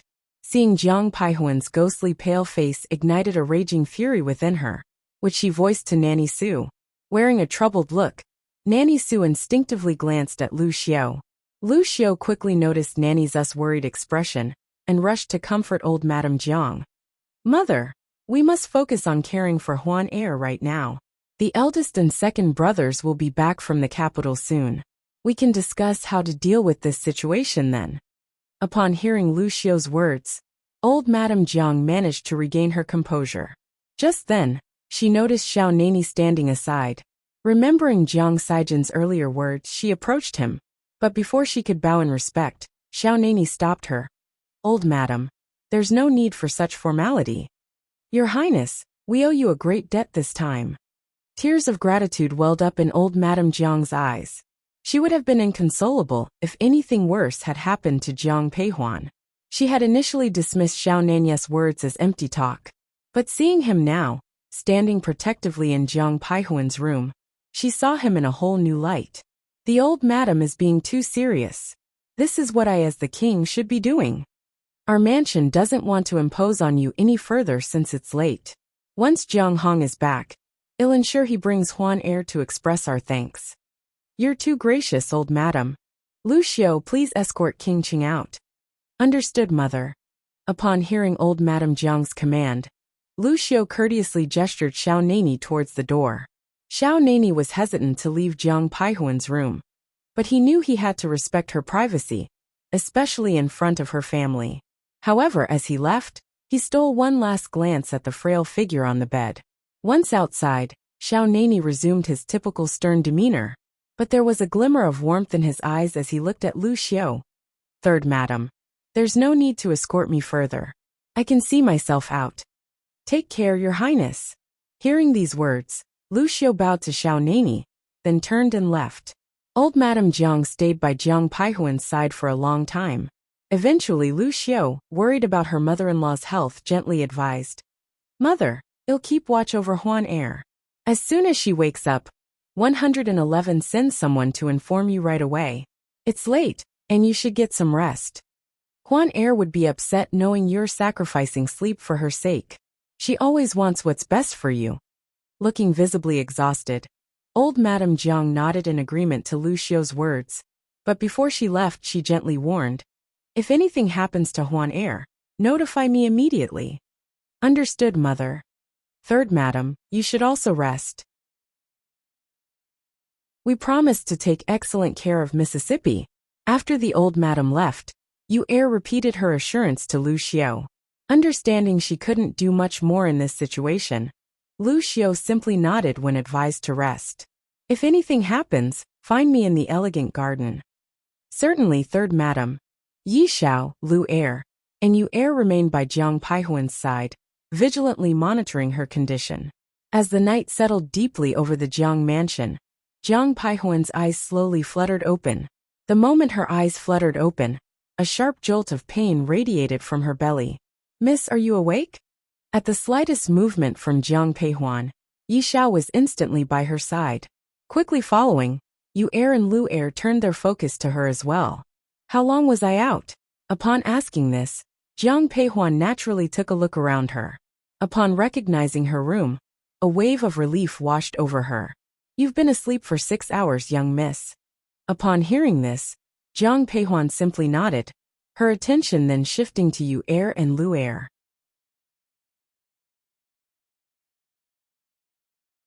Chapter 46. Giving the letter of divorce. Upon seeing the concern etched on Yu Er and Lu Er's faces, Jiang Peihuan spoke gently. I'm already feeling better. You two should rest now. Let Yi Xiao stay here. You can return in the morning. There's no need for everyone to keep watch. Seeing Yu Er about to object, Jiang Peihuan decisively made her decision. Only after hearing her firm words did Yu Er and Lu Er reluctantly leave. Once alone, Jiang Peihuan turned her attention to Yi Xiao. Was it King Chung who brought me back? She vaguely remembered hearing his voice. To her query, Yi Xiao nodded affirmatively. Yes, it was the master who brought you home. Who's there? Before Yi Xiao could complete her sentence, she heard a subtle sound of breathing from outside the window. Instinctively, she drew her dagger, but a familiar figure appeared in the window. You may leave for now. Xiao Nani briefly glanced at Yi Xiao and gave a direct order. But Yi Xiao hesitated, looking at Jian Peihuan for guidance. Stay outside and keep guard. Yes, Mississippi. Upon hearing Jiang Paihuan's command, Yi Xiao finally exited the room. As she passed by Xiao Nani, she respectfully bowed to him. Once Yi Xiao had left, Xiao Nani seated himself on Jiang Paihuan's bed. Seeing her pale face, he searched his robe and took out a porcelain bottle. This is a fragrant pill. It's good for recovery. Keep it with you. He offered the bottle to Jiang Peihuan in a soft, gentle voice. She looked at the porcelain bottle in his hand, her eyes filled with mixed emotions. This medicine was as valuable as gold, yet he had casually given her an entire bottle. Your Highness, if you're trying to win my father's military power, there's really no need. Do you still believe that everything I've done is for the sake of your father's military power? Xiao Nani interrupted Jiang Peihuan before she could finish, an undertone of annoyance in his voice. Despite his face remaining expressionless, Jiang Peihuan could sense his irritation. Yi Xiao told me about your lung injury. This medicine will help in your recovery. Remember to take it. Saying this, he placed the porcelain bottle on Jiang Paihuan's bedside table and left. Watching his retreating figure, an uncommon feeling of helplessness dawned in Jiang Paihuan's eyes. Miss, what happened with the master? The moment Xiao Nani left the room, Yi Xiao returned. Seeing Jiang Paihuan's puzzled look, she echoed the confusion. Don't worry, he just came to deliver some medicine. After reassuring Yi Xiao with a few simple instructions, Jiang Peihuan closed her eyes. However, for some reason, whether it was due to too much sleep earlier or something else, she couldn't fall asleep again. Jiang Peihuan wasn't the only one kept awake. Back at the Chung mansion, Xiao Nani was visibly upset, far from the gentle manner he had shown in front of Jiang Peihuan. Noticing his master's bad mood, Han Feng held his breath, cautiously avoiding any actions that might provoke him further. However, get in here. Upon hearing the command, Han Feng reluctantly complied.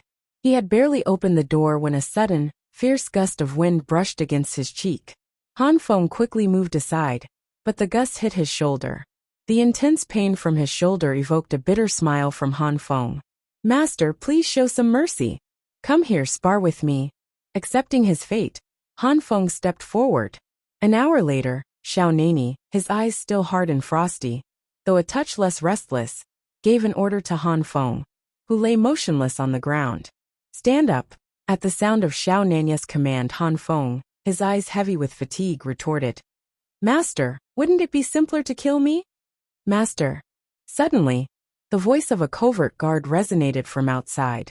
Perking up at the sound, Han Feng quickly scrambled to his feet.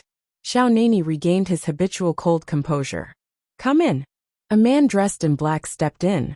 Approaching Xiao Nanya's side, he whispered, General Jiang has arrived at Hanga Pass. He'll be in the capital in 2 days. Have there been any movements from the other royal mansion? Nothing conspicuous, but we have spies discreetly gathering information. Keep an eye on them. Yes, Master. With General Jiang returning soon and his lady wife's impending return, isn't it about time you proposed marriage? Get ready, we're going to the palace. Yes. Upon hearing Xiao Nanya's order to head to the palace, relief washed over Han Feng, his eyes filling with unshed tears. His ordeal, it appeared, was finally over. The general's mansion. Early the next morning, the general's mansion was buzzing with arguments. At the entrance of the chrysanthemum hall, Zhao fucking stood, his face reflecting his unwillingness. He had been waiting for a good half hour, grumbling about the discourtesy of the Jiang family. Your Highness, the old madam invites you in. As Zhao fucking's patience dwindled, a maidservant guided him inside. All members of the Jiang family were present, with the exception of Jiang Peihuan and Jiang Ruyun. What brings the prince here so early? Lu Xiu asked, her gaze uninterested. I came to take Ruyun home, Zhao fucking stated flatly. Kindly return, prince. Yin heir won't be leaving today. Upon hearing this, Zhou Rongfang's patience snapped. She flared up at Zhao fucking, who simply sneered dismissively. Madam Zhou, Ruyun is now a princess of the Huainan mansion. It's unreasonable for her to stay at the general's mansion indefinitely. Since when has your Huainan mansion started treating my second sister as a princess of the Huainan family? If it weren't for me and my eldest sister bringing her back, she might have died in your mansion yesterday. Third miss, watch your words. When has my Huainan mansion ever behaved in such a manner? You, Jiang Xijin, rendered speechless by Zhao fucking's boldness, struggled to find a response. Suddenly, a frosty voice echoed from the entrance. Prince, kindly leave. It was Jiang Ruyun. In that moment, her gaze toward Zhao fucking was devoid of all previous warmth. Seeing her cold demeanor, Zhao fucking couldn't help but furrow his brows. What are you implying? I won't go back to the Huainan king's mansion. Heh, Jiang Ruyun, aren't you being funny? You're already part of the Huainan family, how can you? We should get a divorce then. Before Zhao fucking could finish his sentence, Jiang Ruyun cut him off. What did you say? At the mention of divorce, Zhao fucking was visibly stunned. The Jiang family members seated nearby were equally shocked. Zhou Rongfang stared at her daughter, disbelief etched on her face. Yun heir you. Mother, my decision is final. If the Huainan mansion considers me unworthy, why should I endure the humiliation? Consequently, I want a divorce from the prince. Divorce? You're dreaming. Jiang Ruyun, a divorce is out of the question. If you don't return today, all you'll find is a divorce letter from me. Do you dare? Chapter 47. Jiang Changbai returns. No sooner had Zhao fucking's words left his mouth than a deep voice echoed from behind. Whirling around, he was met with a punch square in the face. Big brother. Changbai. The surprise return of Jiang Changbai lifted the spirits of the entire Jiang family. Zhao fucking, nursing his aching cheek, was a mix of bewilderment and fear. He glared, snapping. Jiang Changbai, what do you think you're doing? Today, I plan to teach you a lesson. You need to learn that the daughters of the Jiang family are not toys to play with. With these words, Jiang Changbai delivered another punch to Zhao fucking's face. Jiang Changbai, if you dare hit me again, don't blame me for being rude. Blood now trickled from Zhao fucking's nose. His eyes burned with rage, but all he received was a cold chuckle. A fight erupted between Zhao fucking and Jiang Changbai. Despite having martial arts training from a young age, Zhao fucking was no match for Jiang Changbai. Before long, he found himself on the ground.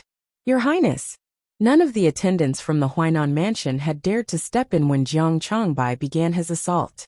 But seeing Zhao fucking down, they swiftly came to his aid. Jiang Changbai looked ready to continue, but the old Madame Jiang stopped him. Changbai, that's enough. Jiang Changbai seemed ready to continue his attack, but the old Madame Jiang stopped him. Changbai, enough. She hadn't intervened when Jiang Changbai first struck out. After all, the Huainan mansion's actions had crossed the line, but she was afraid that if Zhao fucking got severely injured, it might lead to trouble for Jiang Changbai. At his grandmother's words, Jiang Changbai unclenched his fists. But his stare at Zhao fucking remained frosty. Prince Zhao, heed my warning. My father and uncles will be back in the capital soon. Once they arrive, the Jiang family will visit the Huainan mansion to seek justice. Get out. With that, Jiang Changbai shot a cold glare at the attendants of the Huainan mansion. They quickly helped Zhao fucking up and left the Jiang residence. Once they were gone, Jiang Changbai approached the old madam, kneeling deeply before her. Grandmother, your grandson is back. It's good to have you back. The old madam's eyes filled with tears as she gazed at her eldest grandson. She hurried to help him up. Stand up, let me take a good look at you. Were you injured on this journey? As she spoke, the old madam inspected Jiang Changbai closely. Jiang Changbai held his grandmother's hand, comforting her with a smile. Don't worry, grandmother, I'm fine. I know you worry about me, so I wouldn't dare get injured. That's good to hear. Old Madame Jiang held onto his hand tightly, her eyes filled with emotion. Grandmother, don't just focus on Big Brother and forget about us. Seeing the old madam's emotional state, Jiang Xijin made a playful remark, earning her a playful scold from the old madam. You little imp. Xijin, where's Huan Air? Only then did Jiang Changbai notice the absence of Jiang Peihuan. Upon hearing his question, the laughter in Jiang Xijin's eyes vanished, replaced by a flash of anger. All because of that wretched Huainan mansion. Jiang Xijin continued. Our eldest sister got injured. Yi Xiao said her lungs were affected. She needs time to recover. Grandma, I'm going to check on Huan Air for a bit. I'll be back soon to keep you company, Jiang Changbai said. Go on, replied the old madam, giving a nod of understanding. Everyone in the Jiang mansion was well aware of the strong bond between Jiang Changbai and his sister, Jiang Peihuan.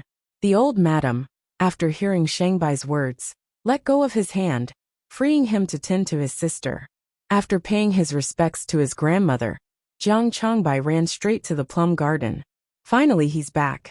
Watching Jiang Changbai disappear into the distance, old Madame Jiang couldn't help but breathe a sigh of relief, shared by Zhou Rongfang and Lu Xiao. Meanwhile, in the plum garden, Huan Air. Through a veil of drowsiness, Jiang Peihuan thought she heard her older brother's voice. Huan Air. The voice grew clearer. Unable to resist, Jiang Peihuan opened her eyes. There he was, her brother Jiang Changbai, dressed in his military uniform, sitting by her bed. Elder brother? She rubbed her eyes fiercely. Once she confirmed the figure before her was indeed real, she wrapped her arms around Jiang Changbai in a tight embrace. His armor was uncomfortable against her body, but its solid presence confirmed that this wasn't a dream. In her previous life, Jiang Changbai had fallen in battle, and she had seen his lifeless body. Now in this life, she saw him alive before her. She couldn't stop the tears from flowing. Her elder brother was alive. What a miraculous feeling. Huan Air, don't cry. Rest assured, I've already dealt with Zhao fucking. If I'd known he was the one who hurt you, one would have hit him even harder. Elder brother, you hit Zhao fucking? She asked quickly, her melancholy momentarily forgotten. Seeing the concern in Jiang Peihuan's eyes, Jiang Shangbai's anger ignited once again. That scoundrel dared to break his engagement with you and planned to divorce Ruyan. He deserved the beating. Huan Air, don't tell me you still have feelings for. Elder brother, one don't harbor any feelings for Zhao fucking anymore. My concern is for you, she interrupted him.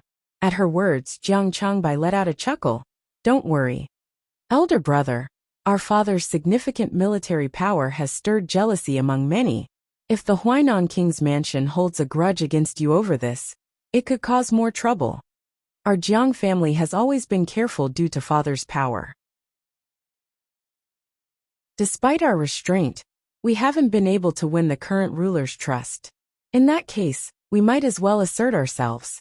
At least it would bring some satisfaction. Jiang Shangbai's eyes held a clear understanding. Seeing this, Jiang Peihuan was shocked. She had forgotten. Her elder brother had always been a strategic thinker from a young age. He was more insightful than most. He was fully aware of the challenges the Jiang family faced.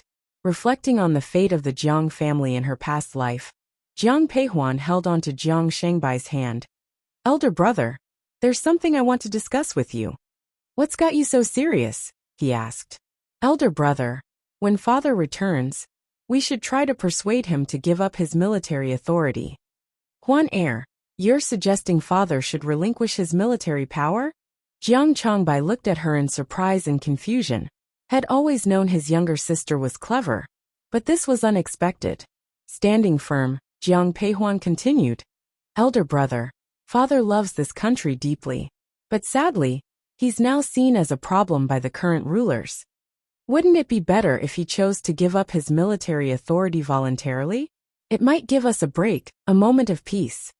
"Huan heir," Jiang Changbai countered, "this issue is not as simple as you think." He had initially decided not to involve his younger sister in such complex matters, but the sincerity in Jiang Peihuan's plea forced him to rethink his decision. You're tuning in to the Li Mei's Wuxia Whispers YouTube channel. We're so grateful for your support, and don't forget to subscribe to join us on this incredible journey through captivating stories. Your generosity through donations truly makes a world of difference, as it's the primary source of revenue that allows me to expand and enhance this channel for you. Thank you from the bottom of my heart for being a part of this adventure.